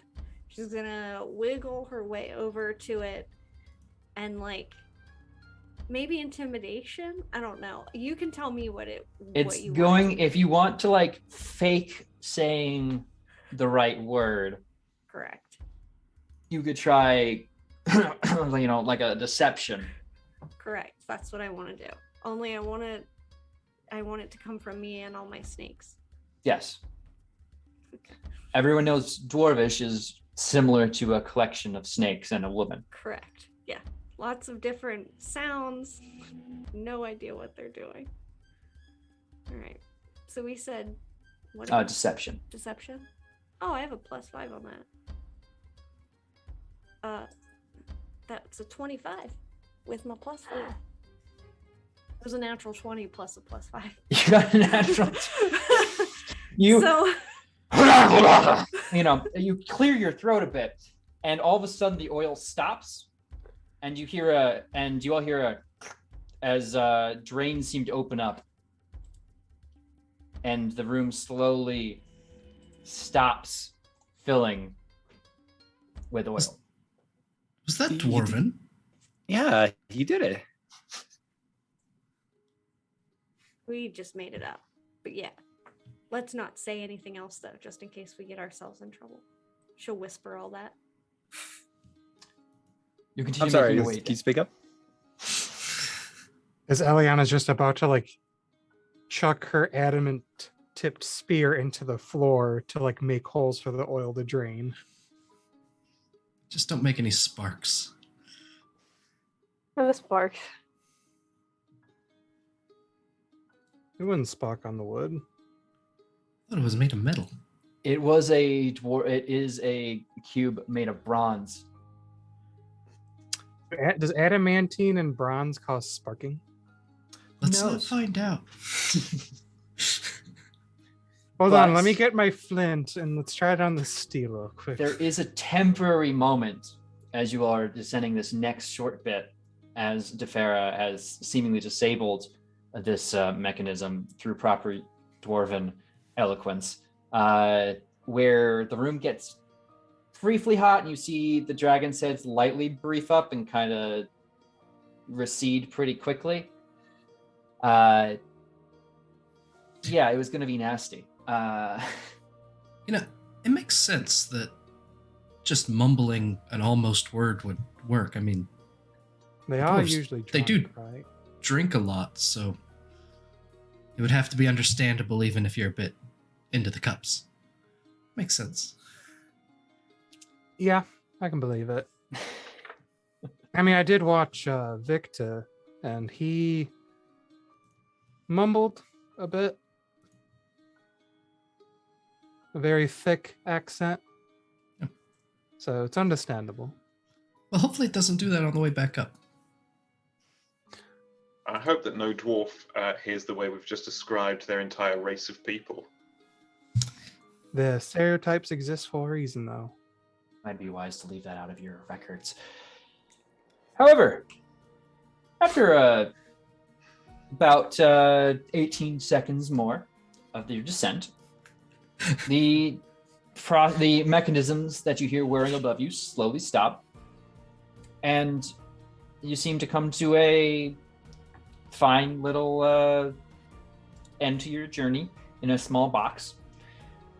The doors seem to want to swing open naturally, but it appears those mechanisms have maybe rusted a bit. But whoever chooses to open those is greeted with another hallway. Though here now, the heat has grown immensely. It's an ambient heat, not an active fire, but the humidity in this area is like Floridian pre-hurricane summer. Oh, it's thicker than a bowl of It's- oatmeal down here. It's like you're swimming in it. And as you step out of the elevator into the pits of the forge, I think now would be a perfect time to take a quick break. So everyone, go fill and unfill any things you need to fill or unfill. Get yourself a quick snack or a cookie. I'd recommend the Solidarity Crunch if I'm being a bit biased. But any cookie will, of course, do as long as it brings you joy. And we will be right back with more Oathsworn as our heroes are about to do a very cool, fun thing. Yep. Hello, everybody. We are back with Oathsworn Odyssey of the Dragonlords. Our players have recently descended the dwarven elevator to reach the unknown floor. Assumedly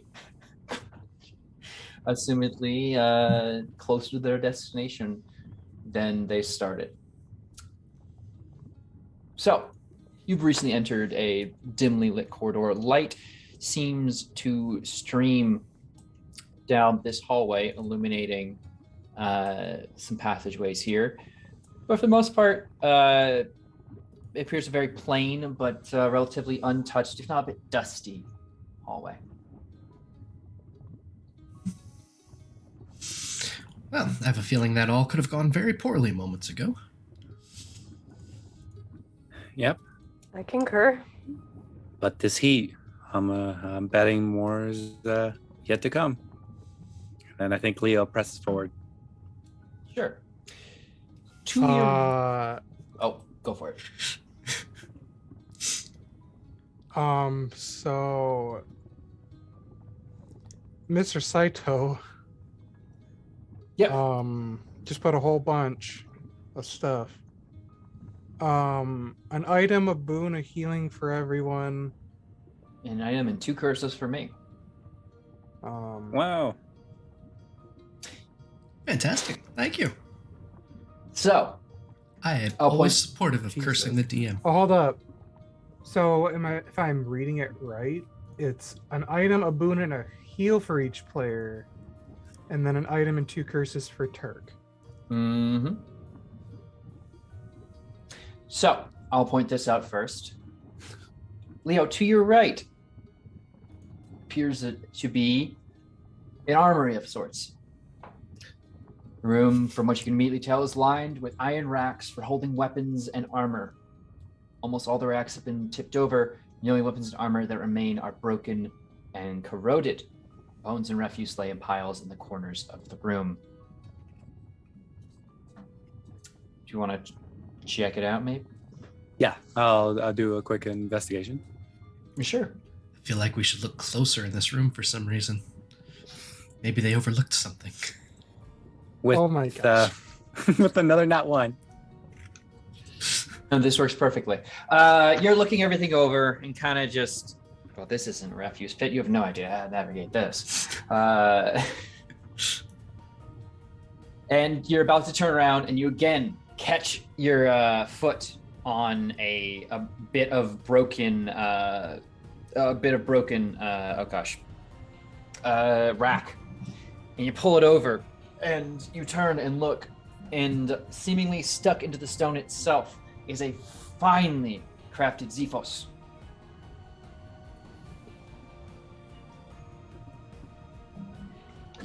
Clarification, that is a Mithral Xephos of +1. I'm having trouble understanding what that means. Well, everyone gets an item, right? A It's a- Xephos is a type of sword. Okay. Yeah, It's a Grecian sword that curves almost to like an axe forward. It's good for Okay. chopping. We found the pixel, you guys. It's point and click. We found it. Magic pixel, never miss. But yeah, like I picked it up. Perfect. And I will be working on the boons later, but for purposes of helping this speed along, every single one of you will be able to find a +1 Mithral of your preferred weapon type within this armory. Or the type of armor that you are currently wearing. No upgrading to plate just yet. Or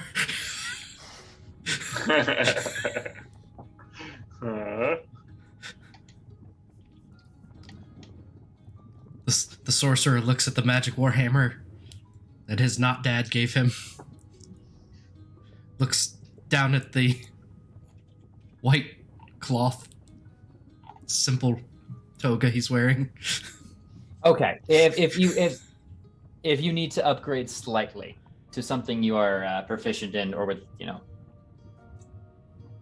can wear, you can also get that. This is an armory of sorts. Looks at the sorcerer's stat block. Just wait. Nope, no armor.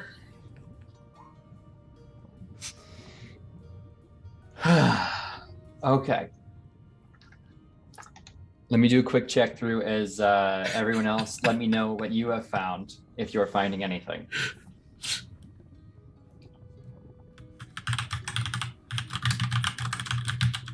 King.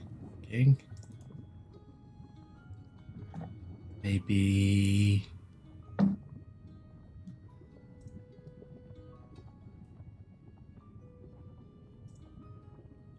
like a pearl of power or a ring of protection or something. I'll say there's probably some jewelry in there. Oh, too bad it's Dwarven. It could have said Elven chain. I will. Dwarven chain. Thurnes will start looking through the pile of stuff. There's a couple very beautiful weapons in here. Tosses them aside. There's a Mithral sling. Sees a bunch of other great pieces of armor. Kind of holds them up. None of them seem to fit. And finds As you're holding single up ring. his armor, yeah. Clinks to the ground. Around the armored mannequin, there's a ring on a chain. Not at all ominous. Take it off. Sure. This is good. While we're also going through that, Leo. Yeah. You're feeling very resilient right now, and as you grip this sword, you feel a certain... You ever held a good stick before, comrade? When you're on a hike? Give it a few test swings in the air. You're just like, I need to whack a tree with this thing. You have that kind of strength, and all of your attacks will deal an additional 1d6 damage. As long as the target is not at its maximum hit points. Awesome. Calliope, what do you Hi. find? Amongst all of the things that Theranos kind of took to the side, she kind of looks at like the armor and stuff and like, yeah, this is definitely not going to fit. And then she will pick up a hand crossbow and just kind of wield it. Like, yeah, this will do. This will do. You're able to find also ammunition as well for it. Of course. That has the mithril tips. And additionally, as you're holding that, being surrounded by so much armor, you just kind of feel more resilient. Your AC is raised by 3 for the next 24 hours. Also, as a note, your hand is still clenched. Yeah. I'm assuming tightly around your sword at this point. Yeah, it's a problem. I don't know Okay. how to fix it. Well, fixing is a relative term. Theranos, we went through your item, but for you, good sir,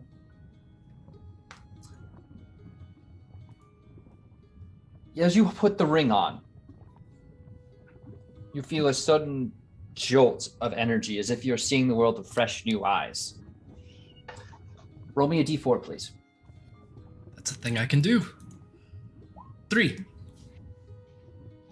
You feel as if you don't require sleep for the next 3 days. All short rests count as long rests.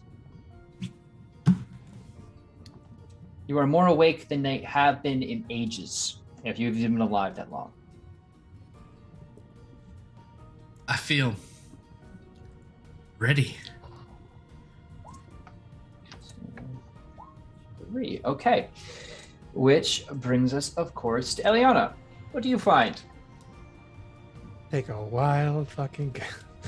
That's another spear. I am growing my collection. I have a normal spear, a silver spear, an adamantine spear, and now a mithril spear. That is consistent with the Greco style of spear fighting. Mm-hmm. Get a few to throw, a few to hold on to.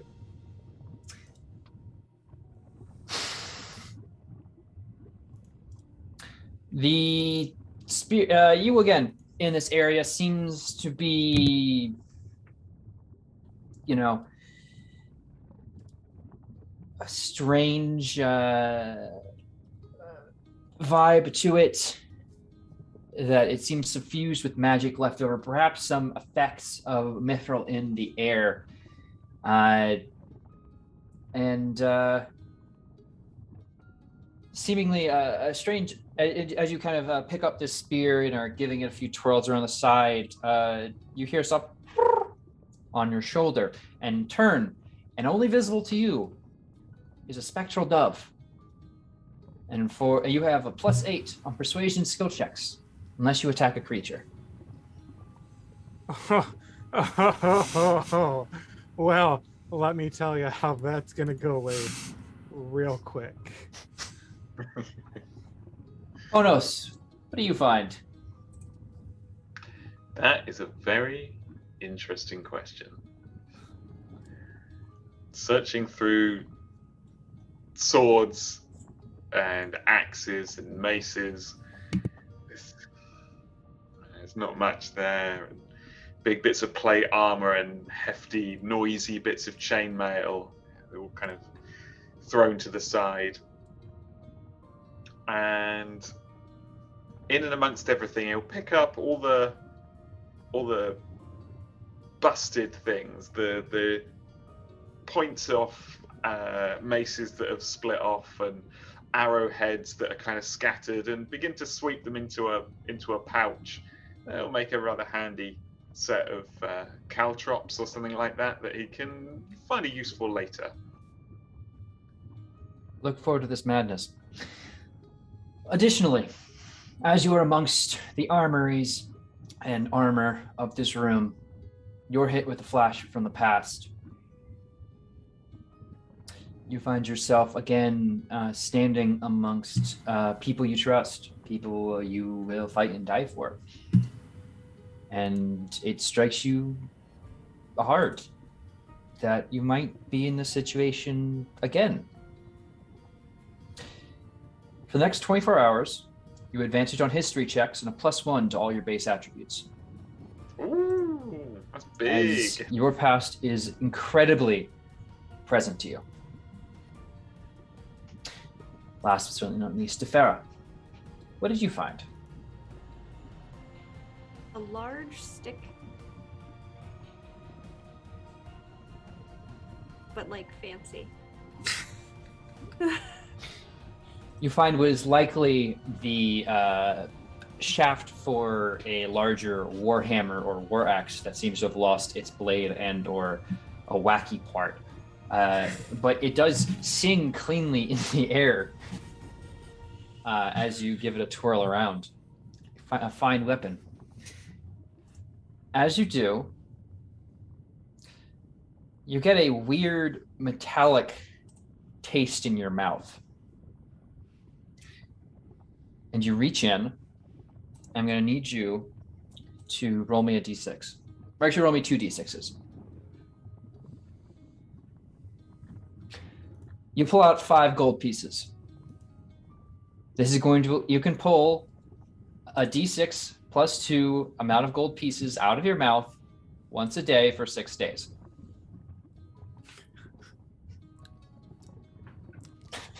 What? Does her snake's mouth count? Each one deposits 1. There you Get go. a +1 for each of them. We'll think about it.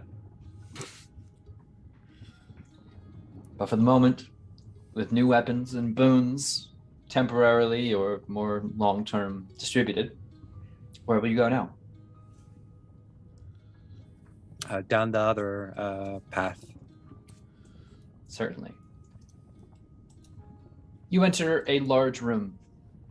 It appears to have once been incredibly ornate, a chandelier hanging above what appears to almost be a massive fountain that you would or rather a massive well that you assume would be some kind of water, if not for the telltale orange and red glow that betrays the bubbling lava that spits up at the surface occasionally. This room is absolutely dominated by this large circular vat. The something seems to be swimming almost within the lava itself. Just beyond is an ornate bronze sphere guarded by 2 death dogs. The sphere is supported by 4 legs and has a spout that faces towards the lava and down into it. The death dogs do not appear aggressive, though they do growl at you in agitation. What do you do?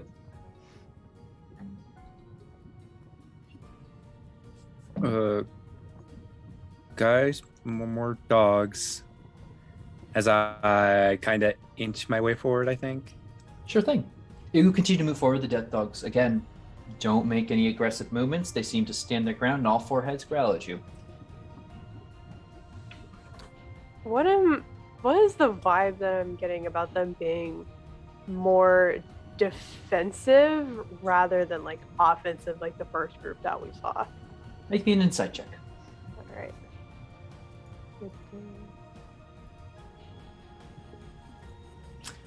Natural 20. You know that death dogs are innately cruel and aggressive creatures. The fact that they are standing guard over a thing not only indicates that this thing is very important, but also indicates the presence of something more powerful that could put them in line, so to speak.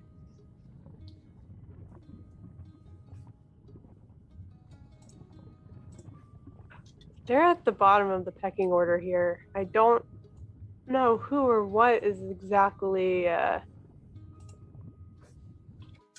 in charge, but they're not.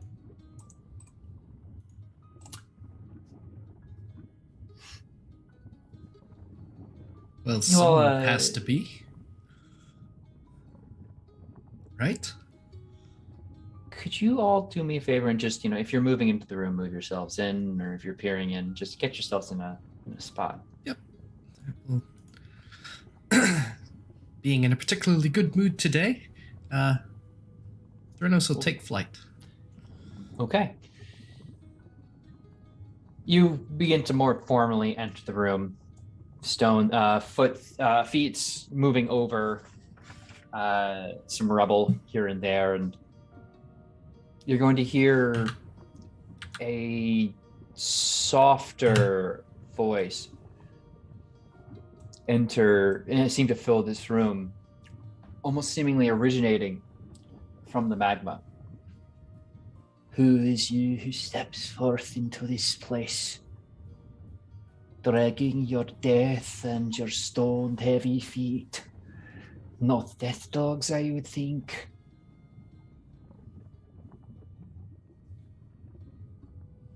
Have at it, speak. I've not had conversation of those wise enough to tread lightly here in far too long. Well, we're here as the oracle's chosen to relight the forge.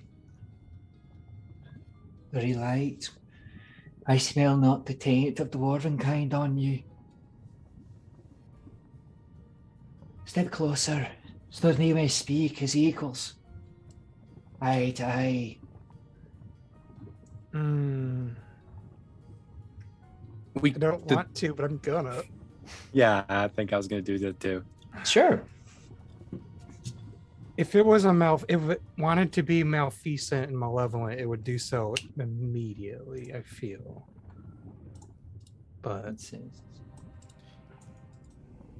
yeah, may I ask who I'm speaking to? You see a face of almost seemingly pure flame.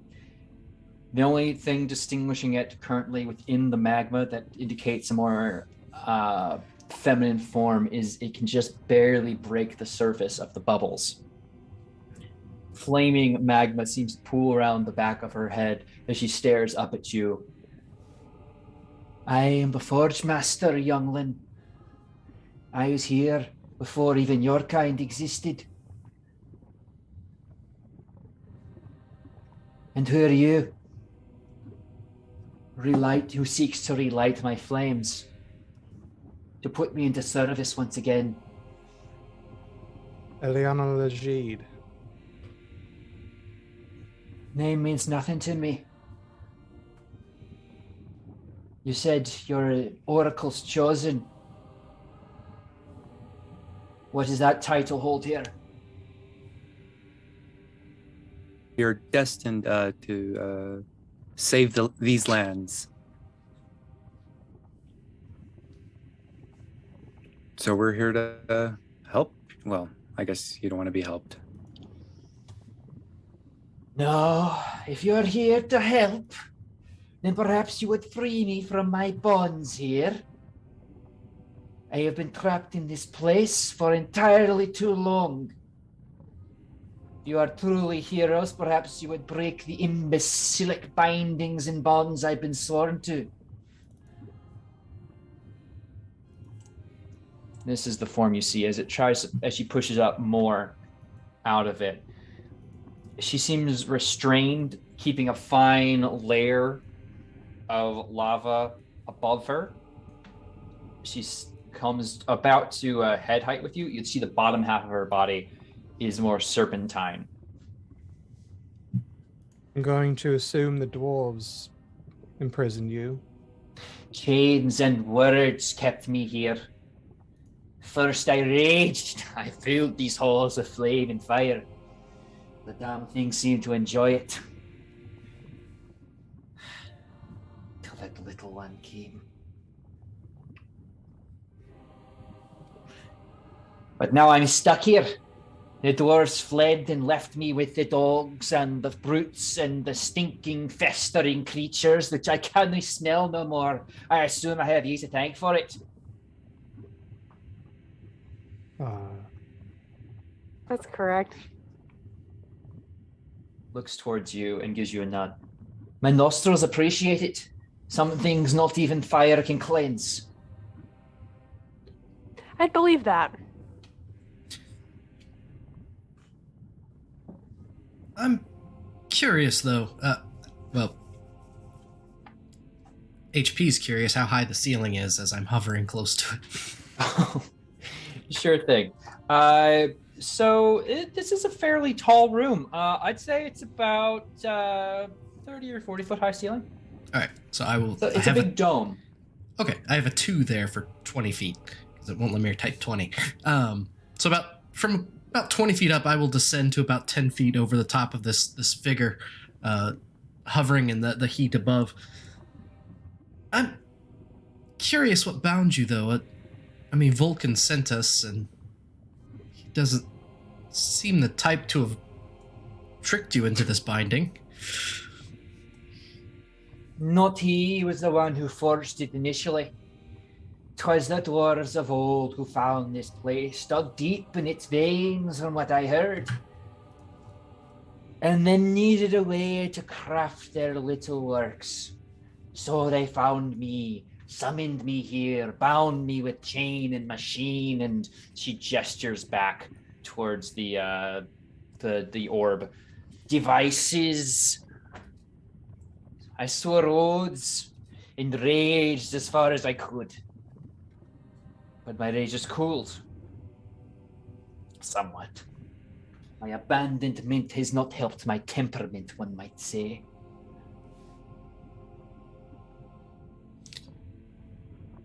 So where were you before this? Home. The fire. You would call it a plane, I think. I existed free to burn and be burnt, and to love the burning for what it was, but things change. You here to ask questions, or are you here to set me free, though, little flying one? I understand you were the enemy to us in the day. What do you mean? Dwarves spoke of much, learned their language quite easily. I heard of the troubles they had with those flying folk.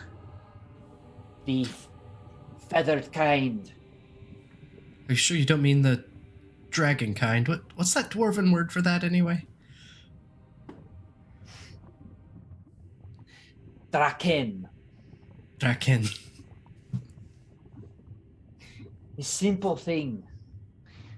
I assume you knew that to get down here from that direction, though. I heard the workings of the elevator. And we have some incredibly ingenious members to the group. Did you buff it? Well, we made it down. We are wise in the ways of such things. So, anyway, to release your bonds, your chains, your restraints, this will light the forge so we could continue our quest to stopping the Titans. No. Only I can light this forge. Okay. I and Vulcan crafted many miracles back in the day. But he is absent. I don't smell him amongst your number. His kind are very pungent.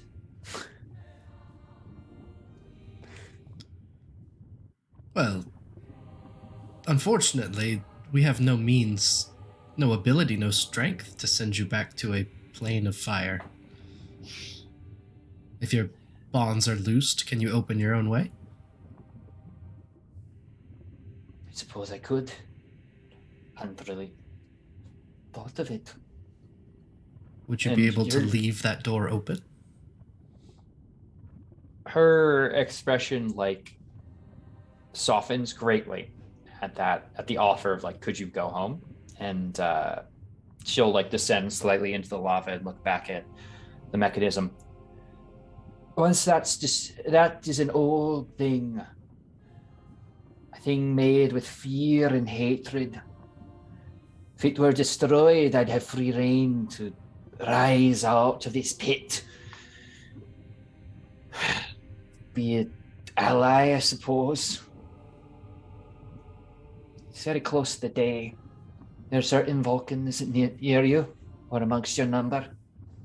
No, he's a few days travel away. But yeah, he sent us. Fool always runs things last minute. No head for project management. He was mumbling about making some gifts for children and was a little belittling, trying to get us to come here and light the forge so he could finish his project. Projects, plural. And he hasn't forgotten then. Forgotten Listen, what? Chosen. Destroy this device, free me, and forge a new bond with me. I will relight your forge and make many wonders here. But you must destroy the device that keeps me contained to this sham of an existence. I would have freedom to go where I please. But you'd just want to return home, wouldn't you? Perhaps, in time. Oh, but you've been away so long. Indeed. I might return, but there are certain things which need to be handled first. Like what? Maybe we can help. We are incredibly helpful. But none of you are skilled in the ways of forging and making. No. But we know Then people. you are useless in any way but smashing. And what I need is not crafters, but smashers. Concern yourself to what you excel at, the one who wields the hammer. Well, curious thing that, isn't it? Indeed. I recognize my own handiwork, thank you very much. Oh, really? You know, I must say, I don't have any clue what I'm doing with it, and it still seems to work, so you must have done something very, very well. Well, even a fool can swing it about. I have proven that time and again. So you wanted to forge a bond and perhaps some sort of agreement that destroying your bonds, your chains rather, to set you free, and you will help us? I suppose we'd need the strength of an oath, wouldn't we, Eliana? Excuse me as I groan out of character. We could forge a new bond between myself and all peoples of this land. Aye. If you Yeah. as representatives, as in the days of old. I mean, I'm keen to try to make this as quick as possible. I'm sure you are.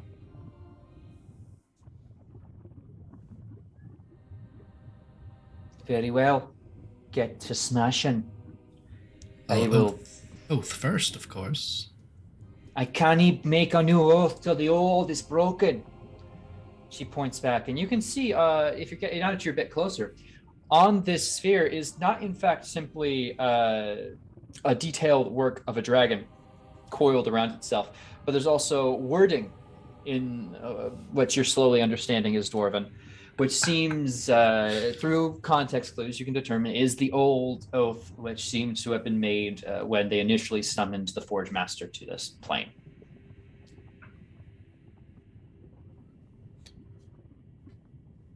Well, we haven't had centuries to read and learn Dwarven.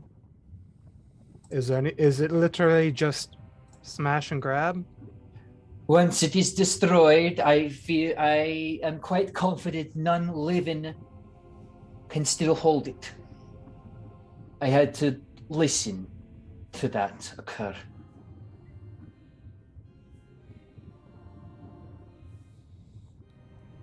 Well, you can understand our hesitancy to free you from one oath before you're in a position to take a new one. That's why we're making a deal. Can I vibe check this lady? Sure. No, and totally. I use quotes on lady. I just assume by You can, if anyone wants to determine what kind of thing the Forge Master is, you are free to make an Arcana check. I got a 16 vibe check. Calliope, this is a creature of the plane of fire, and a powerful one at that. Clearly, just from the description. Leo, funny enough, you actually were old enough to still hear the stories of the great summoning of a salamander to this place. One of the few things that was able to pierce the veil after the Dragonlords. And with her in combination, with her, the dwarves were able to forge many things. Though you recall that initial thing being that she was very violent back in the day. These, as the old oaths go, because, as far as you know, the Five Gods weren't around when you were kicking. Well, you're still kicking, but Oh, yeah. you were kicking before the kicking. Now,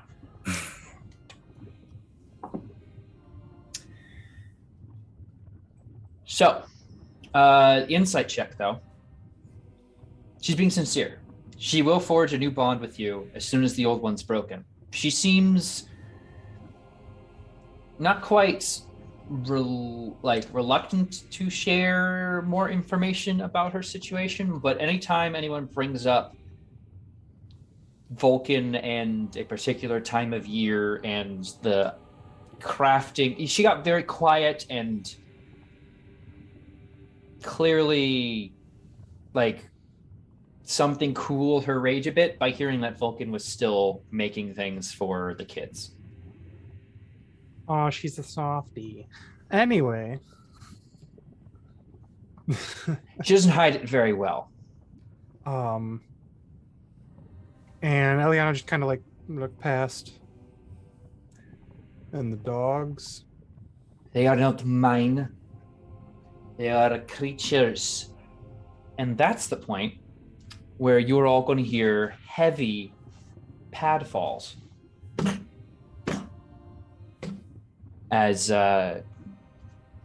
from this area here, a large dog comes into view. You think to escape our bonds and forge anew what you would not offer to our mother. She betrays us all, says a second head. Oh, we should just eat her, says the third. No, we cannot eat her, brothers. We must ensure she stays here, or else our kingdom cannot reign once again. As before you stands the creation of a gloomhound, a hound of Hades, the ultimate guardian in home defense. The creation, to anyone who has ever been a child in this land will know that the most twisted of hags work together with Utheria to turn the most trusted of the settler race's guardians into a terrible, devouring creature. This one is not near the size of the one you saw upstairs. Clearly younger in form, but it still howls and growls with an intensity at you. Who are you that would enter our domain, our mother's domain? She is dead and we rule now. Zeta's domain. Well, Okay. this seems like a interesting addition to things. Need come out to help you in this regard. The device would fill this entire room with cold and icy winds. destroy it, and I may be able to aid you, but until then, I am no use to you. She'll retreat slightly back into the lava. I will ascend slightly higher into the sky. This one flies. We haven't eaten a siren in very long. What sauce of blood to coat you with, I think. We think. No, I am the only one who thinks, brother. They still haven't identified themselves, brothers. They are quite rude, I agree. We will ask once more before we devour thee. Who enters the realm of Zeta? People who believe you need to go away. Fools then. We enjoy the taste of fools, yes. Yes, we do. We are the Oracle's chosen. We've come to break the old bonds and forge new, that the world that was can be better than it was and become something more. And you, I suspect, stand in the way of that. I'm going to slowly turn and look at everyone else with the "can I shoot it" face. If you're going to turn your back to a hungry Cerberus, I'm 20 feet in the air flying. it's a large creature. I'll fly higher if it's that large. It is. Let me check really quick, because it is a young Cerberus. Okay. It is large sized, and I've shared the Cerberus cage. It is particularly big, so you might want to fly higher a bit if you are being conscious of that before this happens. Yes, that's why I ascended earlier. So I will ascend as seems appropriate to make it difficult to jump at me without landing into a pool of fire. Very well. Listen, creature. Zeta respects Zeta. one who is your better. Okay, but that's not whatever. It is probably in your best interest to just walk away, because I'm really not in the mood whatsoever. Reeks of weakness. Oh, she bleeds. We smell it. Listen, I think we shall eat you now. We are quite hungry. we've you understand? already gotten rid of your children, your others. I mean, you're really just a larger version, and you speak, which is kind of weird. Others fetid spawn, but we talk too much. He is right, brothers. We speak far too much with food. Mother taught us one thing: never play with what you must devour. And that is where Damn. I'm going to need everybody. I was hoping to get the dove to go, but I would totally be open for that if they hadn't been unable to eat anything else for a long time. And let's get those things going. Fuck my life. So I'm just gonna go hang outside for a minute in the cold and wither away to nothing. Just gonna take a nap. Let's sleep right here. Because basically what Aliana's doing with a fucking 2. Some garbage initiative. First a 3, now a 2.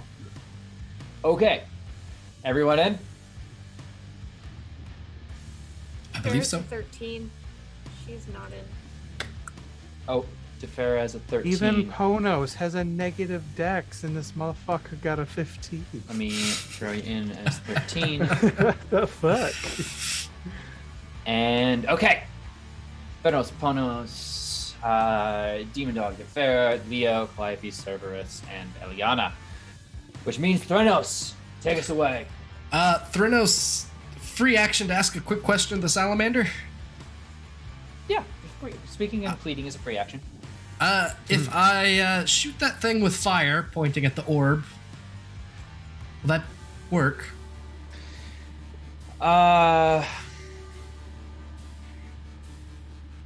If it's smashed and destroyed, it seems resistant to the flames is part of its contract, but it can be broken by any conventional means, as I understand it.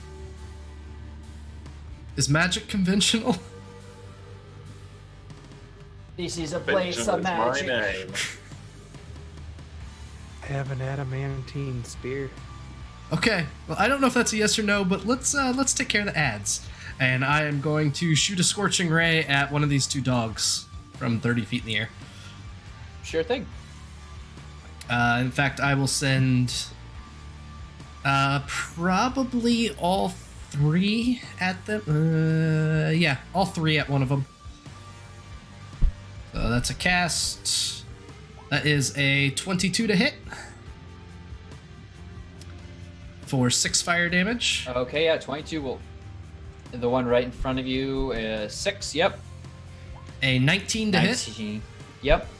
for that much damage, 9 damage. Gotcha. And then a natural 1. That one's gonna fly. So three feathers break off from Thrynos' wings up there, and all of them start to glow red and rocket like meteors down at this, each in turn. Third one misses. Okay, yeah, this thing whelps and attempts to pad out or limp away and dodge away from the fire. Anything else in your turn, Thrynos? I will fly as high as I can in this room. Okay, that'd be about 55 feet. All right. All right, you go straight up. Brings us to Ponos. Ponos is going to trying to work out the percentages of this plan working. Low. Let's do it. From at the back, he will dart forwards and kind of shove his way into the throng of people entering the room. And the state that he is in, with this huge kind of bleeding slash across his chest, the bite marks and the kind of torn muscles in his forearm where the hell beast kind of ripped at him before, and the kind of bleeding marks in his ankles where the chain bit into him when he was falling. This horrible kind of bleeding mess almost. Kind of stands next to Eliana, who is also, I imagine, not looking the best that they ever have, and look up at this huge tri-headed evil dog and just take a very kind of shaky, weak, injury inflicted half bow, kind of very subservient, and just please, we are in no state to fight you. You are too strong and too powerful. But please, let us leave. The only way we know how to more power, we must rejuvenate ourselves in the health where your mother lay. Back is the only way for us. And he'll gesture towards the elevator. And I'm going to try and use my Clever as the Gods to trick this bestial into either charging us because it sees a weak moment, or to try and convince it to that the lift is a point of interest to it. Either which plan. Gotcha. However it reacts to it. Make me a deception roll. Bam. Okay. 23. All three of its heads appear to grin with a sadistic pleasure, sensing your desperation.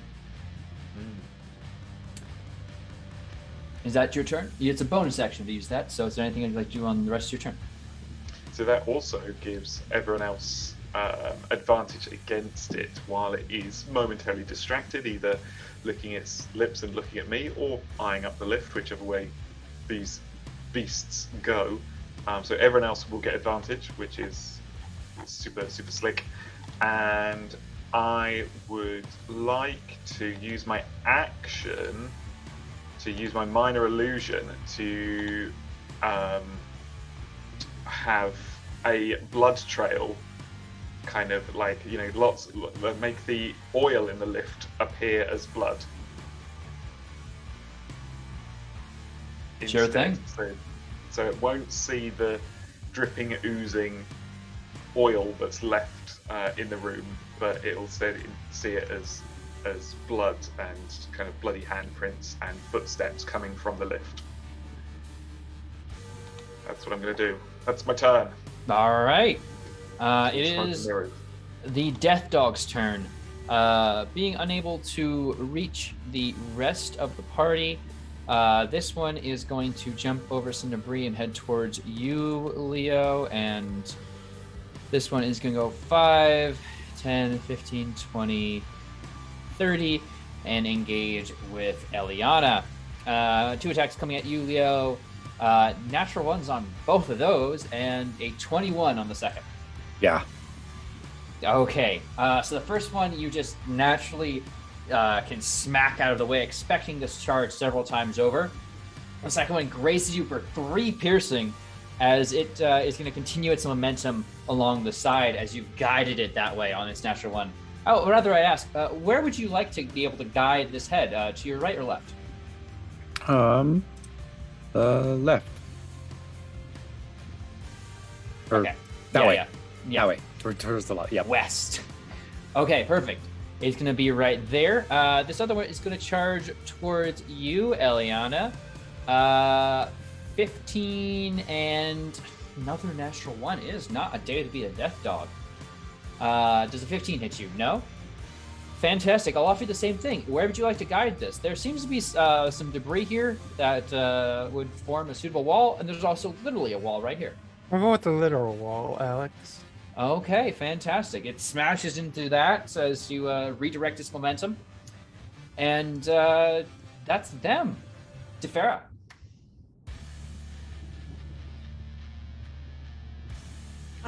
She will, standing at the back,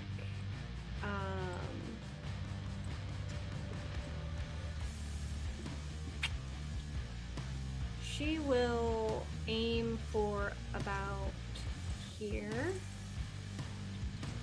and cast Shatter. All right. Like right in between the structure and the Cerberus? Yep. Fantastic. That's a Constitution save, I believe? Yep. Okay. Let me check one thing on this. No, it does not mention, so that's just going to go right through. It rolled a natural 20. Boo. It does do double damage to constructs, though. It does. So that's half, I think, if it saves, right? Mm-hmm. So, are you still... So for this, does that still hit it and affect its HP? It does, actually. Let me do some quick math. So that's double damage versus that. So that would be 22 damage to this thing. Leaving it very greatly fractured. You see cracks moving through this whole thing, specifically across the writing and tablet. Seems to be barely holding on. Not like a breath could take it down, but certainly a good swing of a sword or other kind of shattered mallet. And these fellas, on the other hand, Zeta is going to basically just get lightly jostled by it and kind of laugh as it, shakes its collective heads back into position, down near to the ground. Yeah.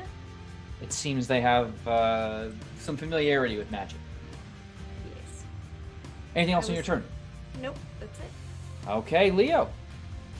All right. I'm gonna go and attack these guys, of course. A 20 will definitely 20. hit. Awesome. Damage. Woo. 11, and then I have. Oh, no, never mind. There are 4 health. Is this with your +1 Cephos? I couldn't find the stats for it. Oh, well, did you include the +1 onto this? Is all I'm asking. No, I didn't. Okay, so it's technically 12. Okay. So we'll figure that out later. But yeah, you. Oh, and you do an extra 1d6. I thought it was if they're not at full hit points. They weren't. Oh, They were collided with this. They got real close to this fire and scraped into the wall. I took off one because I figured, yeah. scraping a wall kind of hurts a bit. And then I rolled a 6. Dang. Okay. All right. You heartily slash through this thing as it's continuing to kind of move and trying to pivot around to get at you again, right along its flank. Anything else you want to do? I am going to do a bonus action shove with my shield. All right, let's do some contested strength checks. Okay.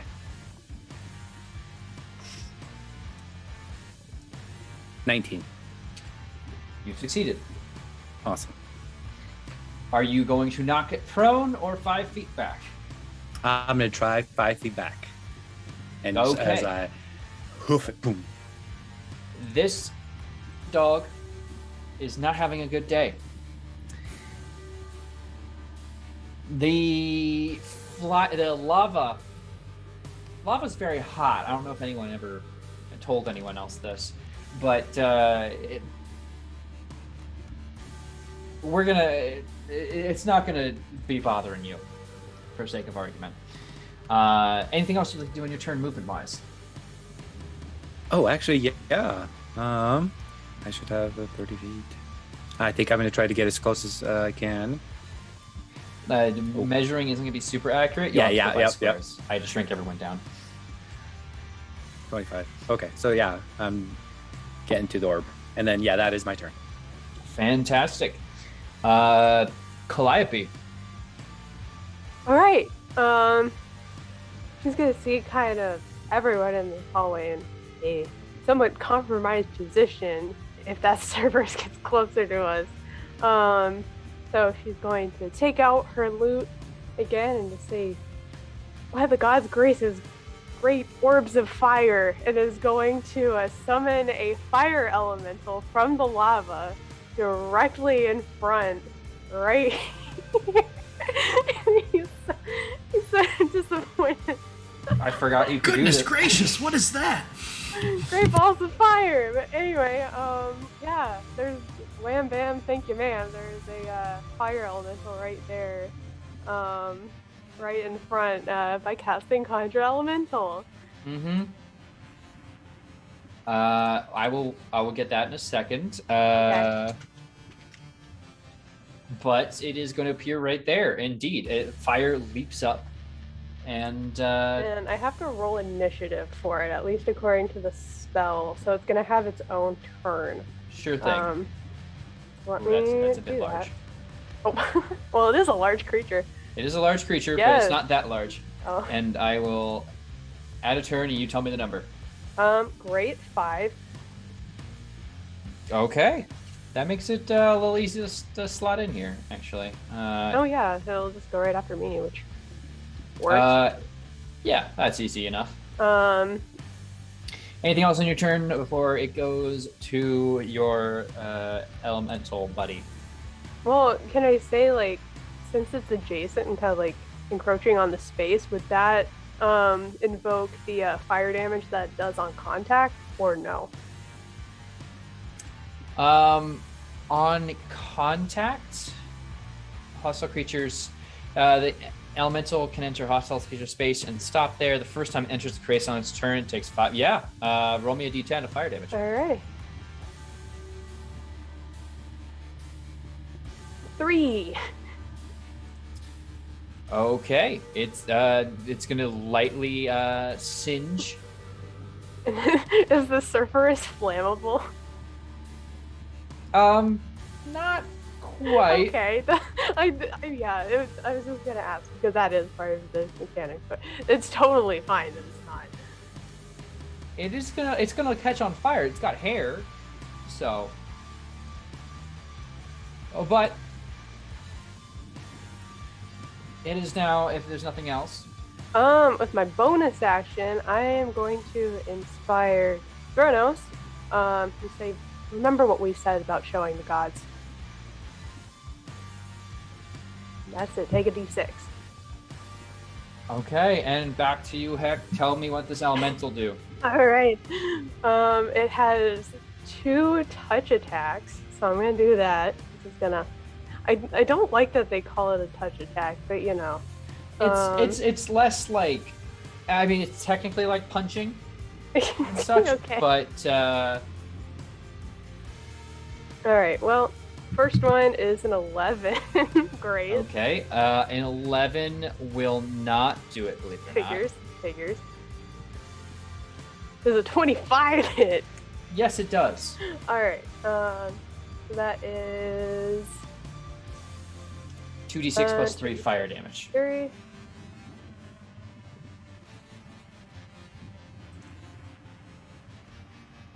$11. Okay, and it still is on fire, which I will mark on it here. Cool. So I think at the ends of its turn, if it's not doused, it's the D10, but we'll worry about that later. Gotcha. The Cerberus wants to be away from here and is very interested in blocking your exit, so is going to do a thing in which it is going to 5, 10, whoop, no, you stay right there. I want to move the doggo. 5, 10, 15, leap up to here and over. Eliana and Ponos can make opportunity attacks. It's going to cross over Calliope and land into Defera's space. Does the elemental get attack of opportunity? Yes, also that. Ooh, natural 20. 21. And 21 will hit. So 7. And 12. Okay, yeah. The Cerberus in this case will now lower all of its heads with blissful glee and is going to attempt to bite up some squishies. So we're going to have, let's see, call heads or tails. Between either Defera or Calliope, call heads or tails. Cerberus heads. Oh, that doesn't count. And for that, you're getting attacked twice. Great. So, I have a 29 to hit on the first one. That's going to go to Defera. A 14 and a 27. The 14 will miss because of the good table, but the 27 will hit. Okay, I'm going to assume a 29 also hits on Defera. Okay. That is going to be 15 piercing and 2 poison damage. And I'm going to need you to make me a Constitution saving throw. And for Calliope, that's going to be, oh, hey, twins. 15 piercing and 2 poison and another Constitution saving throw. Okay. Give resistance to poison. Is that rolling with advantage? Yes. Check. And it's a what? A Constitution save, please. Oh, great. Natural 1. You're poisoned Cool. for 1 minute. Cool. And I also need to roll a concentration check. Hold on. Oh, this could get bad. Okay, we're good. Never mind. Okay. Defera, can I get a con save? 16 plus 2, 17, 18. You're good. All right, you are not poisoned, but you do still take that damage. But that is its turn. Eliana. got a dog to get out of my way. You do. There's a 13 hit On the dog, it certainly does. for 7 piercing. All right, you give that dog a hearty as it is pushed into the wall even further, again with your stab. Anything else you'd like to do? That's all I got because I've been out of spell slots. Yeah, it's gonna hurt. Threnos, you're up high in the sky, no lie. Thrynos, seeing that there aren't all that many dogs around him, will, Well, there's a dog near you. It's just mostly lava now. well, I've already shot that one a couple times. So I am going to descend down to 20 feet above the... Oop, wrong button. To 20 feet down, and, let's... So the magic from Shatter did affect that globe, right? Yes. Okay, then I'm going to upcast a magic missile and send them all at it. Okay. You tell me numbers.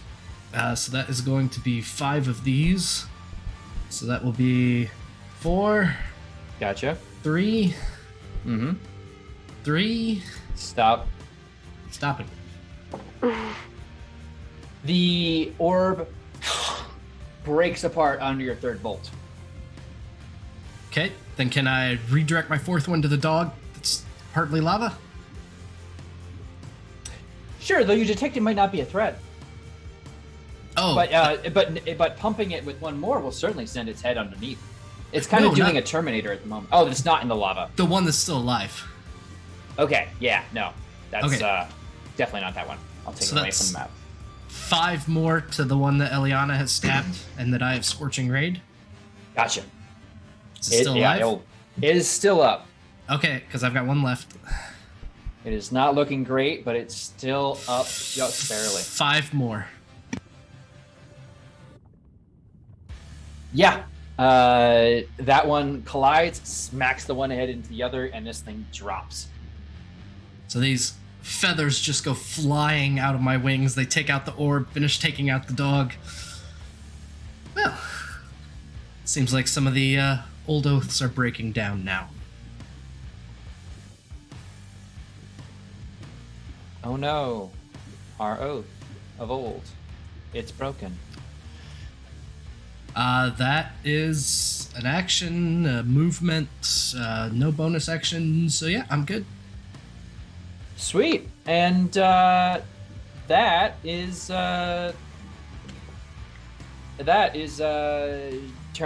initiative 20.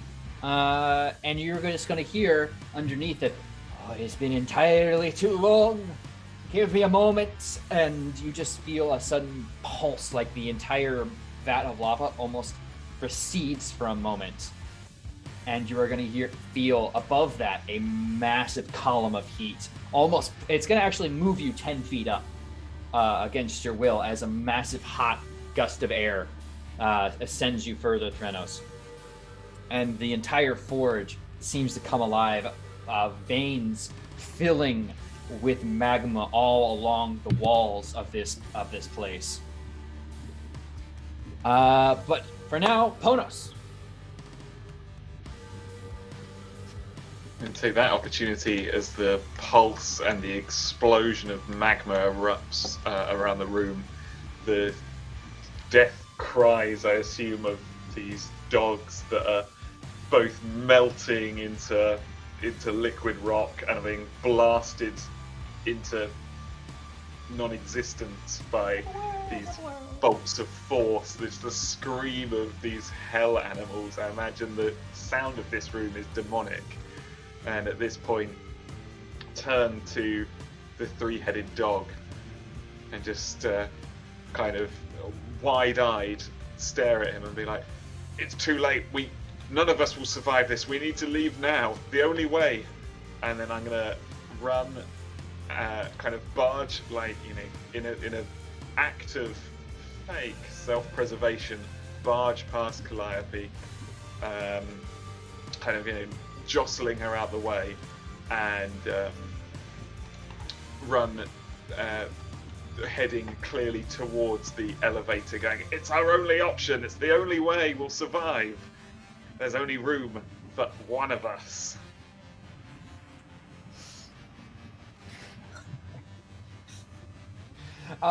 Since the party didn't really capitalize on their advantage, and I feel a little bad that I totally forgot to do that and mention it, why don't we do another Clever as the Gods? Sure. Or at least make another deception check. 15. 15 against their. This you see Zeta's heads turn. He turns, he runs, he betrays you all to be a meal. He is wise.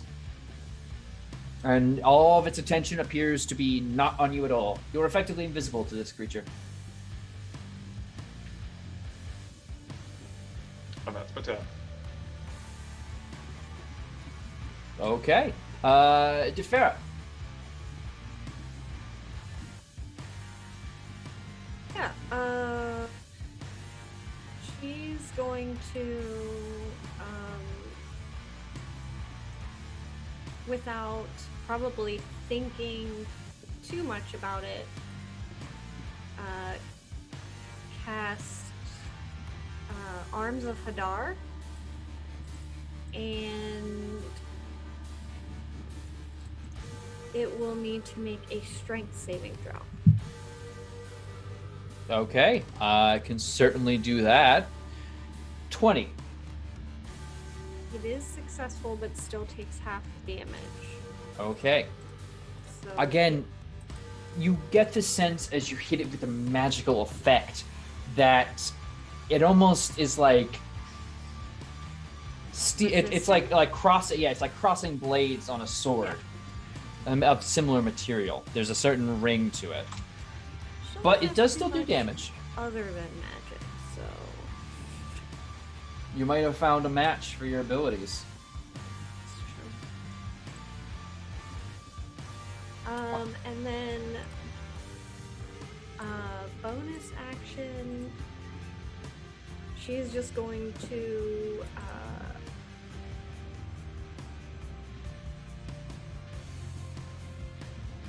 wait a second.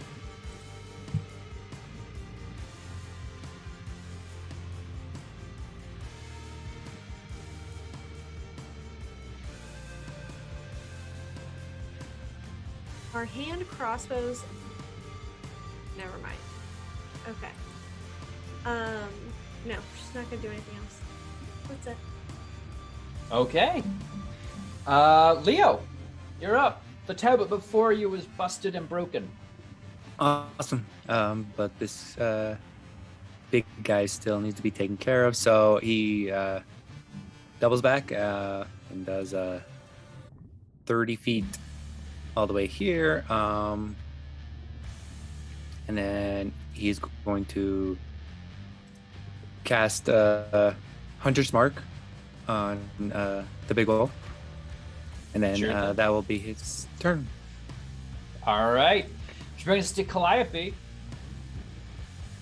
Oh boy, she's not looking great, y'all. If she goes down, we're gonna have two problems to deal with. That's the drawback here. Seeing that Leo is now here to engage, I think she's going to take the disengage action and move back towards. Oh my god. Sorry, ignore that. Ignore That's it. such Ignore it. It's a fine. weird Ignore it. Ignore it. a titan. But yeah, she's gonna move back. More like towards the lava here. So 5, 10, 15, 20. Like over here. So you are moving away from the Cerberus? Taking the disengage action, yes. Cool. Cool. What? It's fine. It's fine. It's just gonna, Okay. legendary action and attack you. Oh great, cool. So, whoops. It just says it can attack there. So it's gonna bite you. 28 Great. to hit. Yeah, that'll hit. It's going to be 17 piercing and 1 poison. Alright, so I'm gonna take a nap now, y'all. Uh-oh. So, fire elemental go pop. Doesn't go pop. It, I just don't control it anymore. Uh-oh. Oh no. It's also disappear super in an hour. violent. Hey, maybe it'll just want to, like, stay in the lava. Like, could it just chill in the lava? Maybe. Please. Here's the thing. If that's the end of your turn because you went down, I have some curses to apply to presumably usually enemies of the campaign. As this creature is released from its initial bond, you will see the Forge Master rise back up, resplendent in as magma shrugs off her form as she pierces the veil, and it'll look to the fire elemental and simply point towards the Cerberus, not saying any words. And it will move, and for purposes of simplicity, Heck, would you still please take control of your fire elemental? Okay. And remember, due to the cunning plan, you do advantage this round. Alright, awesome. So, I don't have control of Oh, it right whoops, now. sorry. Let me make sure this represents the correct thing, but you let me know where you want to go, and it'll go to place. Okay, let me figure out how much. Okay, it has 50 feet of movement. Is there any way that it could get to, like, the other side of the Cerberus, like over here? 5, 10. Yeah, I'd say it could probably reach there. Alright. Let's do that. Okay. Gonna weave its way through and get tiny and then get big again.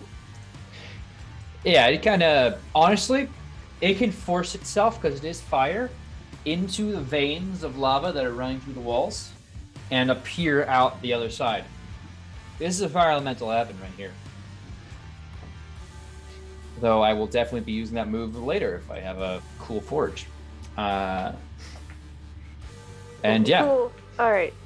So it runs, and then it tries to hit him again. For 21 and a 10. Wait, that's not the... Oh, that was the damage. Okay, we'll just do it that way. Second hit, 19? Well, a 19 will definitely hit. God, not done Right. with AC 19 8 just more. yet. 10 and 8, and this thing just lays in this Cerberus's hindquarters, singeing it continually as it draws its immediate attention, and it is going to take another legendary action to snap at the fire elemental. A 28 to hit, I believe, should... Oh yeah, that'll hit. Okay, so that's going to be 20 piercing and 3 poison. Okay. You keeping track of that, or would you like me to? I can. Okay. And since it made a melee attack, it's gonna take another D10 fire. Okay. Roll that for me. Thank you very much. 8. Oh gosh. Not enjoying this. Wishes it was as strong as its mom. Anyway. It is now the Cerberus's turn, which means 3 attacks. It's not going to attack Ponos. And the fire thing hurts it a little bit, so...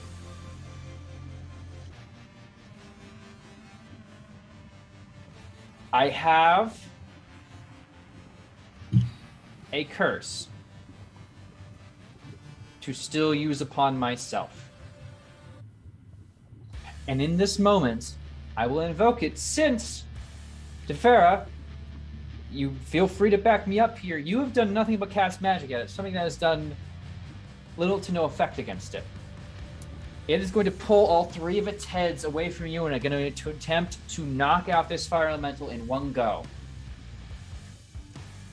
So keep track of this with me here. Heck, that is going to be a 21, a 31, and a natural 20. I'm pretty sure all of those hit. Yes, I do. Okay. That is going to be... I'm just going to go... Does it have resistance to poison or piercing in any kind? It is resistant to non-magical bludgeoning and piercing and slashing. I don't know where It does that not. really lies. It is not magical bite attacks, but it does. It is poison. Okay. So And it's immune to poison. So okay, so yeah, I haven't been counting that. Don't worry. fantastic. So this is effectively going to be 8 piercing with resistance. Okay. Again, another 8 piercing with resistance. Okay. And oh gosh, there's a lot of piercing. Going to be 20 piercing with resistance. Ooh. Wait, no. The crit? Yes. It's the that was the crit. And because it can't be poisoned, it's going to do that. So it is going to take a D10 on each attack, or just once. Let me see. Each. Yeah, I'm pretty sure it's each. A creature that touches the elemental or hits it with a melee attack while within 5 feet. So. Okay, roll me 3d10. All right. Oh, got the slash. Listen, it happens. It happens. It happens. 19. 19. Very, very almost nice. Excellent. Perfect. But that's still a ton of damage as this lays into it and pushes with like getting its paws into it and just pulls back incredibly singed, kind of almost shrinking slightly away from it. And how is the fire elemental looking? It is wavering. I counted full damage for the first round of piercing, so I don't Gotcha. entirely know what it was, but it's waning. It's not like on death's door, but it's diminished. Okay, which brings us to Eliana. Oh wow, I got 2 turns. Ooh, did you get some extra turn? No, it's just the fact that I finally got my second turn. Oh, I'm gonna take a couple steps up here, and I'm gonna stab it. all right. Stab away. I'm not. Never mind. Unfortunately, it is going to be a little resistant as you attempt to stab into it. You find its hide is a little too tough for your initial Well- thrust. Since I can't attack it from the inside, that's my entire turn. Yet. That's it. Like that's all I get. It's Oh, you do get a legendary action in response, though. sweet. I love it. It's going to come around for a 30 to hit Uh-huh. for 18 piercing and 6 poison. No, it's gonna make me go to 0, and I'm gonna take a sleep here. Thanks. Okay, it's gonna one of its heads is gonna quickly whirl around, grab you, swing you around slightly, and then gonna toss you into the armory. Thanks, life. Anything else on your turn? I'm dying. Yeah, I figured. I'm clicking my life alert button. Help! I fall. Threnos. Thrynos is going to swoop around this forge master creature and in a dramatic fashion come down and land next to Calliope. Pop open my potion and pour it down her throat. Thank. That is my turn. All right. Which brings us to Ponos, who is effectively, I'll remind you, invisible to Cerberus because he thinks you're a coward. Which, of course, you're At that not. point, I'm going to. Ponos is going to reach out and tug on the fur of the Cerberus on a bit that isn't currently on fire. Mm-hmm. And kind of in a full toady mode, be like, Master, you have to leave.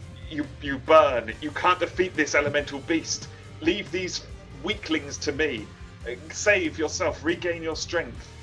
I will take whatever fury they have. Go!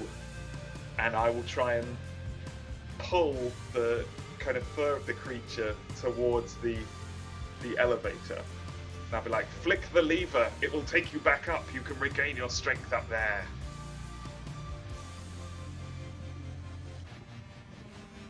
Make me a persuasion check, I suppose.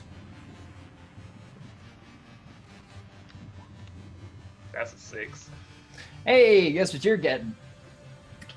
Boot to the head. 20 to hit. Yep, that's gonna hit. That is going to be 10 bludgeoning as you get a solid kick in its hindquarters. I'm just going to go ahead and move you back here. Really sleepy. I think I'm just gonna have a little lie down. Oh my god. Uh-oh. I totally forgot. Let me pull this now. The Forge Master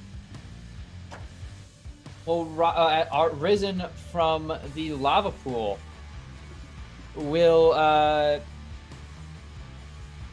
motion down and seemingly kind of summon a pyre of heat from the ground around where the Cerberus stands. And it is going to just erupt with 46 fire damage for 15 more at this creature. And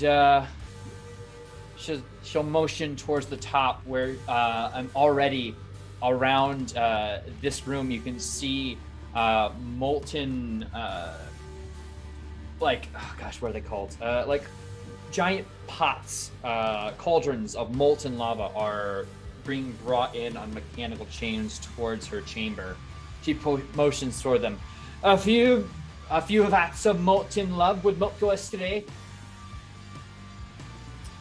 And so Defera,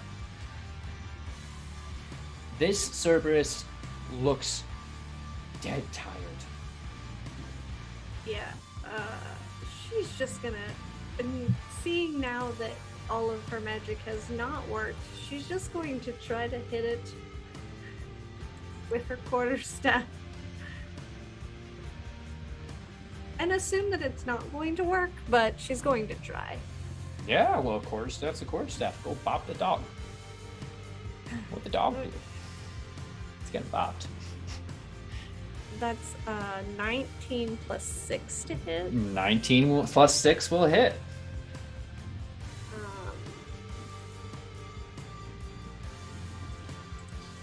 For 9, and you give a solid whack to this thing's front leg, and it buckles and kneels down. Not quite down just yet, but very, very close. Yeah, and then I will bonus action cast Hex and give it one more d6 of necrotic damage. Okay. For just 2 little extra damage.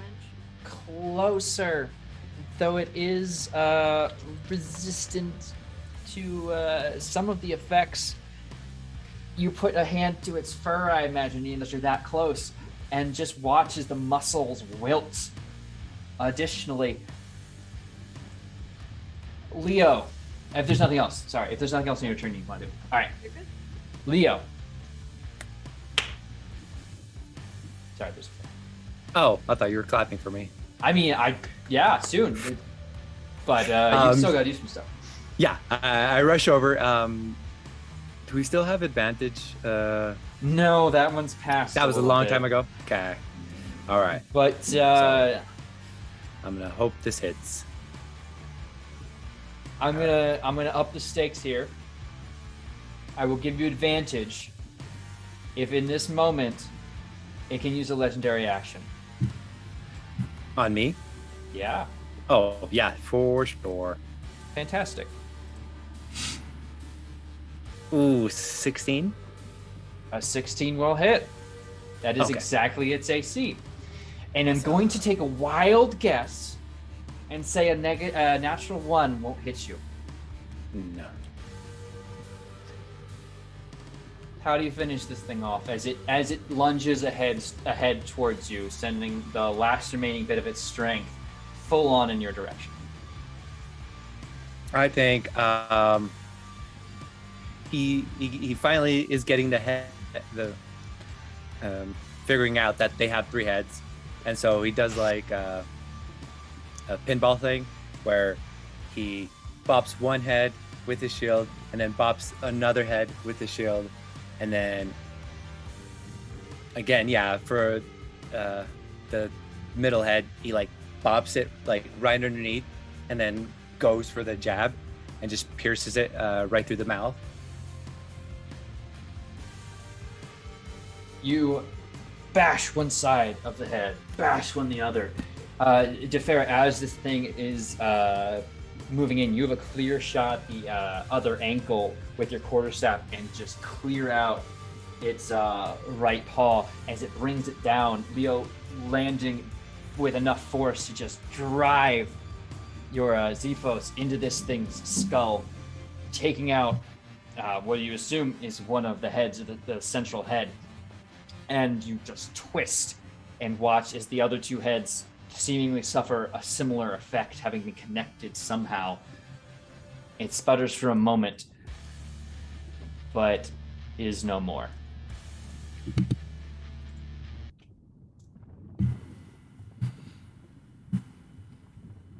All right, very good. There you go. There's your clap. Defera will move towards any number of her fallen comrades, yelling back to, I think, the only other 2 that are standing. And, well, actually... Yeah, I get up at this point. I was going to say... I'm good. Yeah. I just wasn't sure if I would have to use half my movement. Just gonna run. I'm taking you all of initiative. Yeah.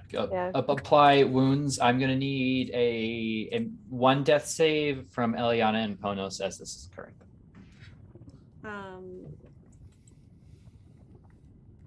Okay, 2 successes. Sweet. Can we dump potions down dead mouths? Or... You can dump potions down dead mouths, or you are all granted a heal from a certain generous benefactor that I will remind you of right now, that I am also just remembering right now. So you can feel free to take that. You all got a boon, an item, and a heal. We'll gift mine to a half-dead Ponos or a half-dead Eliana, depending on who needs it, I suppose, more. Because, I mean, while I am almost dead, I'm better than half-dead. But yeah, I'll use my heal on Eliana. Okay. So just to get everyone up. What the fuck? Roll 20. You Oh, suck. no. Just eat an entire buffet of dicks at this point. Like, I have been rolling absolute just dumpster fire. What the fuck?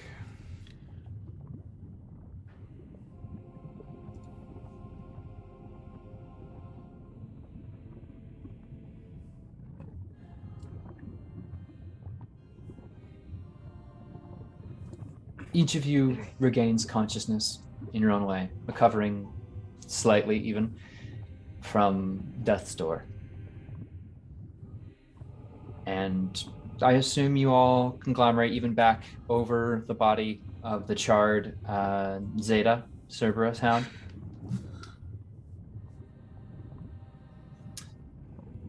And you see the Forge Master almost seeming to slither as if just breaking the surface of lava in her full form.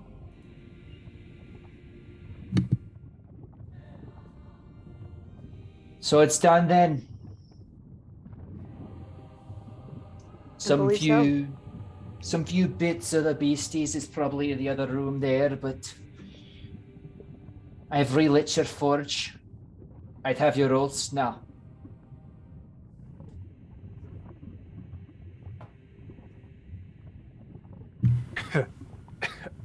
One.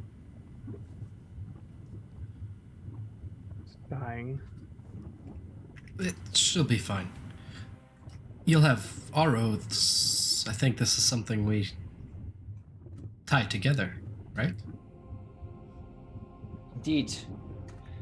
A new contract can be forged now that the old one is broken. I swear to you now, I will provide at least a year of full service before I return to my plane, and an oath may be forged anew from there. I swear to keep the forge lit, to provide you with weaponry and materials for your conquests, should the requisite parts be brought to me. I will support you in your endeavors. I'll even take that bloody hammer off your hands and forge something nice out of it if you want me to. Hell, I'll even give the one who's going to fight the dragon something nice anyway. Like, he just grins.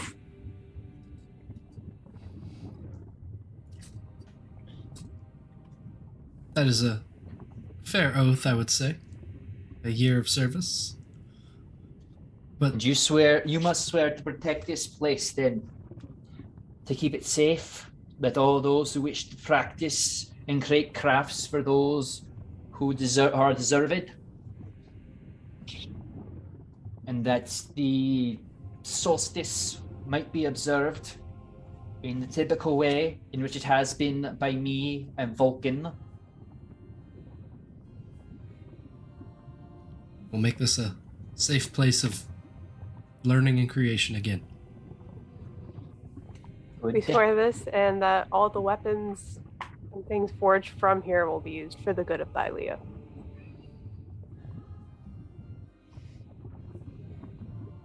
Good. Now you, feathered one, not the chatty happy one.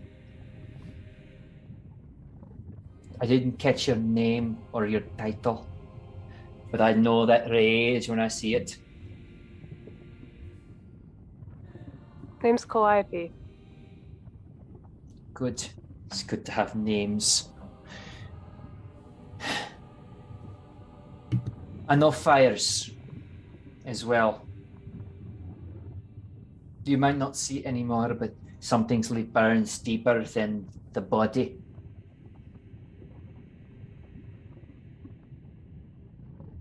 Am I correct in my assumptions? Or are you going to jump in to correct me? No, I wouldn't say you're incorrect. Good. So I'm not. You little one. I can make things for you now. But what you need, I cannot forge here. I'm limited in my craft. You need to seek out the island yonder. The Gaigans there might have been the enemy at one point. But now you share a common goal, I think.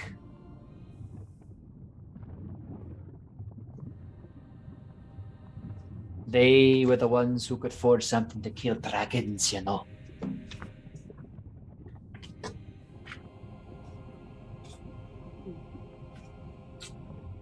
And where can I find them again? The island of yonder. It's a silly name, but I don't get to choose those things. In the meantime, she moves forward out of the magma and slithers and extends a hand towards you, offering it.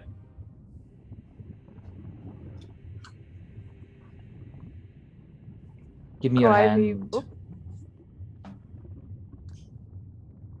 She'll maybe hesitate a little bit because of the heat, but eventually take her hand. There is an extreme amount of heat exuding from the Forge Master. And she takes your hand gently and with a single finger runs it around your ring, and it burns for a moment. But as she closes the complete circle around your finger, you see a ring of hot magma has cooled onto your hand, and all of a sudden, the entire heat of the room is comfortable. It's almost enjoyable, even. You now have a ring of resistance unique to yourself. She looks down to you. Good. That'll save you from some fires in the future. Save those pretty little wings. In the meantime, you go and tell Vulcan that I have business to attend to with him. We've only a few days before the solstice. We will.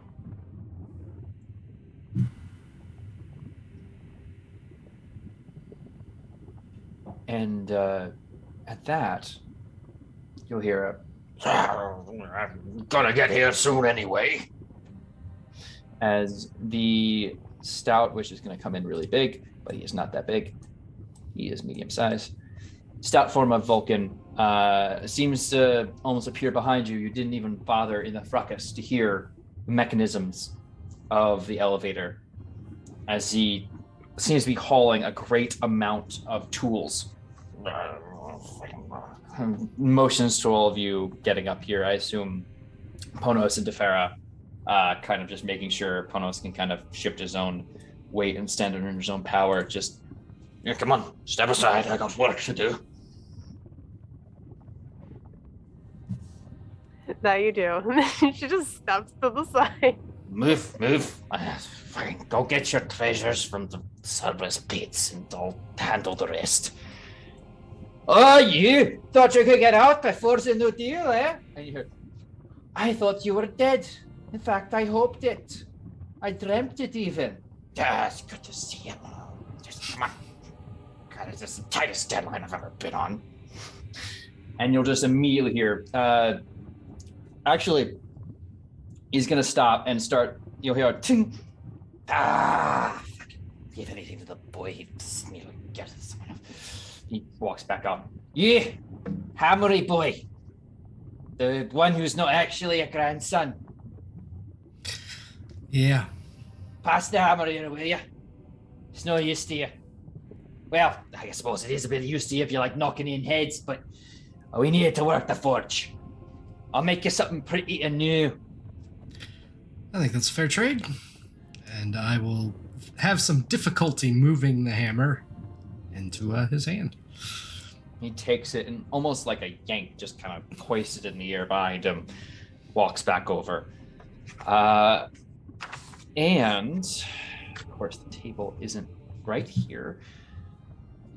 The Mithral Mines are relit. The clang of mythical metal on metal chimes once again in these dead halls. You are able to speed things up as we are getting close to our end. You are able to quickly collect the treasure, which we'll go over after the call. And as you are doing so, I'll just reveal the whole little map to you here. Oh, that is the opposite reveal. That is, for some reason, hiding that. A switch at the outset of the waterfall on this level down here is pushed. It can be pushed, and you watch as the entire waterfall splits open before you. It's nearly fucking impossible to pull that off. Oh, we did it anyway.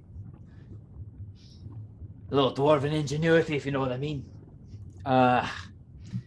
Don't get too comfy. I get a ship first, then you're gonna sail it right up the river. But it's your lie to get back on your way. Back to the city. My granddaughter's in a bit of trouble if you hadn't noticed. So, hurry off, will ya? And with that, you can begin making your way back. Treasures counted, weapons gained, and a very clear path to the city of Astoria and the future of the life of a daughter still firmly in your hands. Congratulations, Zeros, you've completed the first of your heroic labors. It seems like a significant milestone. Yeah. Indeed, it does. One that might lead to another one. An increase in fame, perhaps? Perhaps. But for the moment, the narrator insists on doing his outro that is slightly dramatic and on the spot. Sorry. And so pushes on as you begin making your way back to a city that some of you have called home for a while and some only very briefly.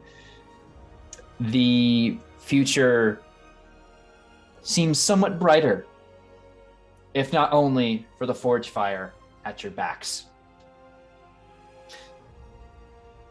But what this new contract can create, to avoid using the word forge again, is only defined by the hands of the craftsmen who work it. And so our brave chosen continue on in their efforts to save Thylea as the new order grows ever yet stronger. And the Titans should grow just a bit more concerned. And that is where we'll leave you all tonight, as I, of course, am very happy to announce to everyone here that I'm going to play the music as you have all reached level 4. And a new level of fame after completing a mighty labor. Many have never even heard of the Mithral Mines and the legends they wrought. So,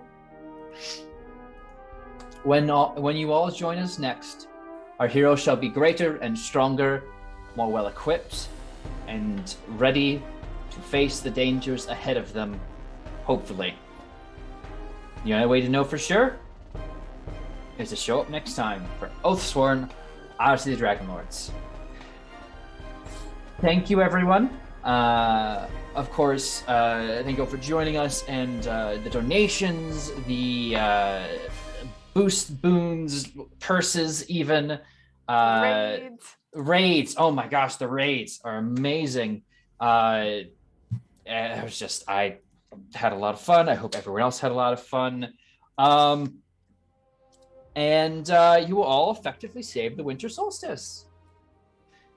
Yay! All the little girls and boys of Thylea will be getting presents this year. So, none of this would, of course, be possible without my excellent group of storytellers who helped me just make this the best and just bring a massive smile to my face with every single thing they do. If you could all please go around, let the people know what other wonderful projects you are involved in, if any, and where they can find you on social media, who you're playing tonight, and your thoughts or your character's thoughts on completing the first labor that has been prescribed to them. Starting with, as always, our valiant defender, Leo. Hey, I played Leo Dracos, the human paladin, Dragonlord, and I think he was not expecting this to be this hard. He was hoping it'd be a little easier being a hero, but it's gonna take a lot of work to keep everyone alive. But that's a thought for next time. But as for me, I'm Comrade Crash on Twitter. Nothing right now, but hopefully more stuff soon. So I'm gonna pass it on to Sir Heck. Alrighty then. Hey guys, it's me, Sir Heckalite, Tonight I play Calliope, the Siren College of Epic Poetry Bard, who's the Dragon Slayer. And this is big. This is really big, you guys. This is the next step in her epic path. So obviously a lot of feelings with this. And I'm realizing the parallels between very powerful feminine figures giving my bards rings. This isn't the first time this has happened. As it turns out, there are some parallels here. But yeah, this is just big. Lots of good vibes and energy about it. So we'll see what happens with getting the second part of it, which I will not disclose yet. You're gonna have to tune in later to figure it out. As for me, you can find me on all of the social medias at Sir Heckalot. I have been streaming every Friday, or trying to get on that schedule, so tune in. We play some fun stuff.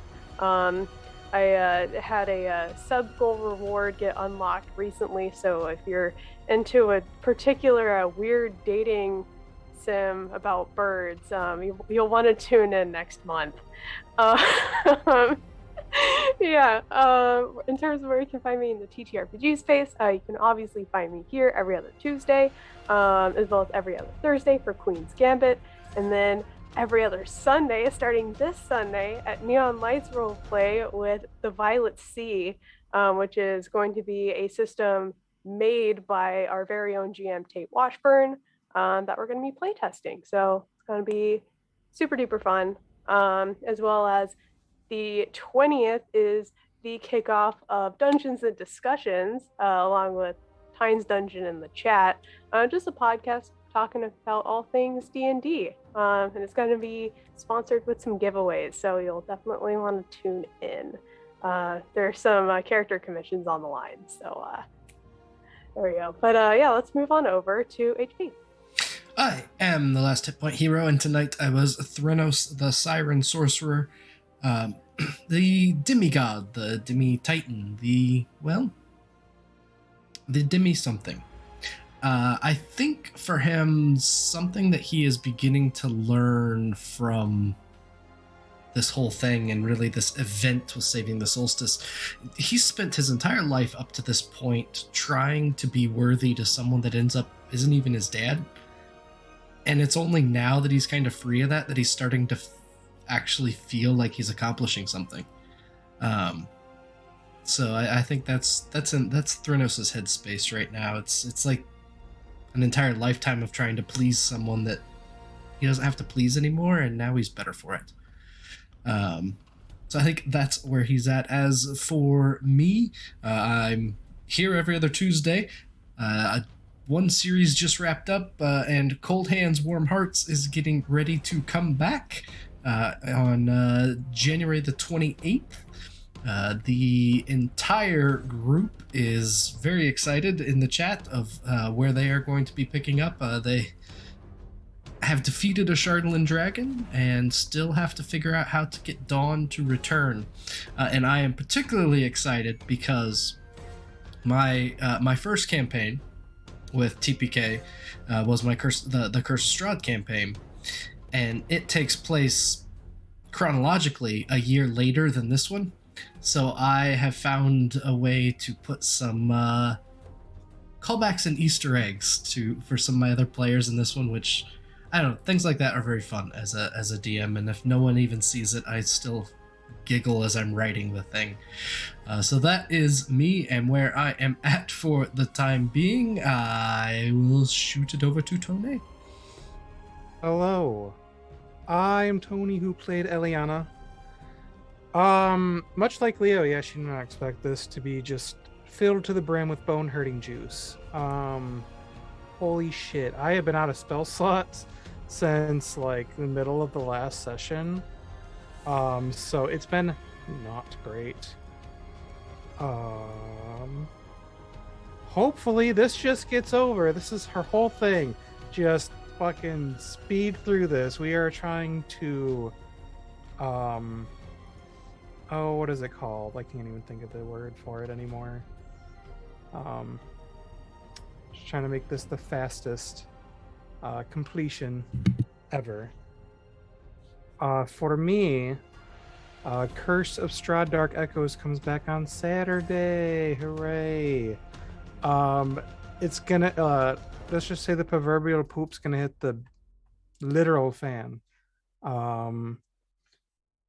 And then come the 24th. So right before the next Odyssey of the Dragonlords comes my own campaign, the Emerald Expeditions, that I have trialed and tested, and it will be interesting.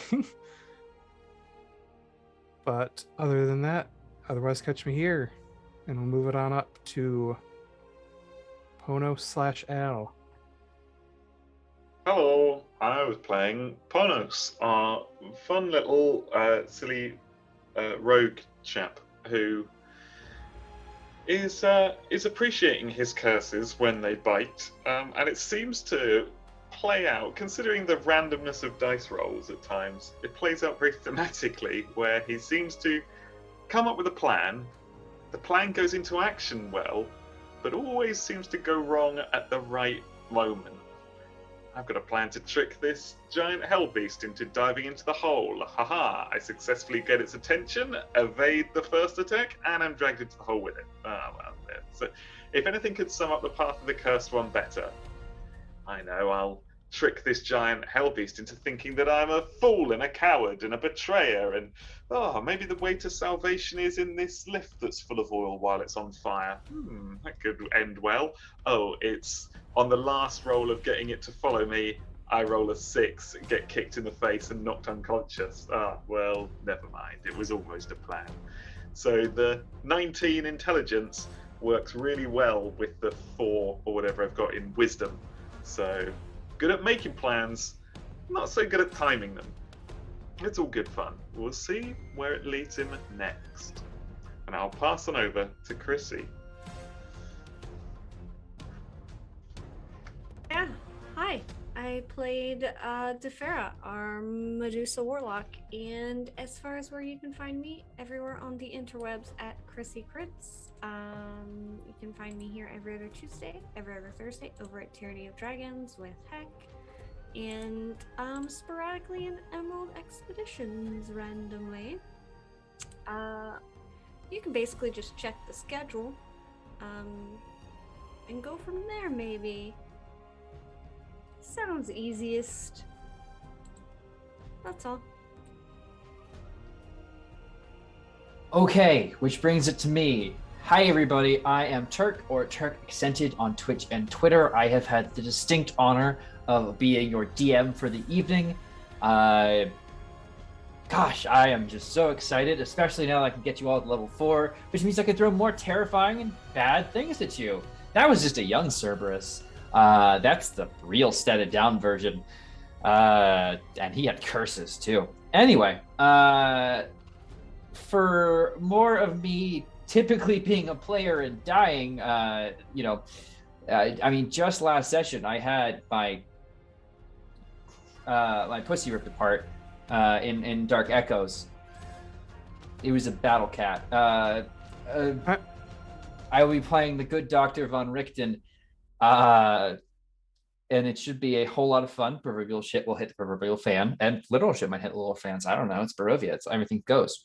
Additionally, on Monday, we have episode 1 of Iron DM, which is, if you are not familiar, a show where 3 judges, myself, Purple, and Proper, I apparently didn't get the memo about having a P name, will challenge our contestants from around TBK and beyond to throw together a one-shot within an hour using a surprise ingredient spawned from the evil and wonderful mind of Purple Phil. It should be a lot of fun, a good deep dive into DM's planning, psychology, and if you really pay attention, you also get to help vote on the winner, and you might gain 2 free one-shots to run on your own out of it. These Monday's contestants are, of course, Purple's in chat to correct me, I believe Foxy, and your favorite Fox, and DMF Saint, the runner of the roundhouses, which this entire contest can be incredibly difficult to judge. I do not feel qualified. watch the show. It's going to be it's an amazing concept put together by some excellent people, and I'm just very glad to have attached myself like Rotomora to this wonderful shark. Wednesday, speaking of attaching myself to awesome campaigns, we have the Hubris of Man coming back this month in what is promised to be a quick, deadly affair for some good old Meg Mysteria classics of Barines heading in with all the macho energy you can muster and then dying shortly afterward. Will the Lapadaverse expand or shrivel to an end here in a glorious explosion? Only one way to find out. Thursday, I'll actually be over on Sir Hooper 55's channel playing Blades in the Dark. Should be a whole lot of fun. It's going to be some crime thug stuff. So definitely go check that out. If you haven't got a chance, I believe the charity stream from last Sunday for the dogs, which is of course their old friends dog sanctuary, they're raising money for it, is still ongoing until this next Sunday. So if you jump over there and join their Discord, check it out. Definitely a good cause there. And beyond that, of course, Emerald Expeditions on Monday, which brings us right back here on the 25th to Thylea with Oathsworn. So many more projects. Sorry, that was a whole mouthful. There's a lot of fun stuff, but we'll talk about that next time. And I will wish you all a good night. Thank you all once again for supporting us. Thank you to my fellow storytellers here for just making every Tuesday just the most fun. I am so lucky to have you all here, and I hope you enjoy level 4, and look forward to trying to kill you next time. Everyone, though, remember that even the gods are bound by fate, oaths, and prophecy. HP, please take us out. Good night.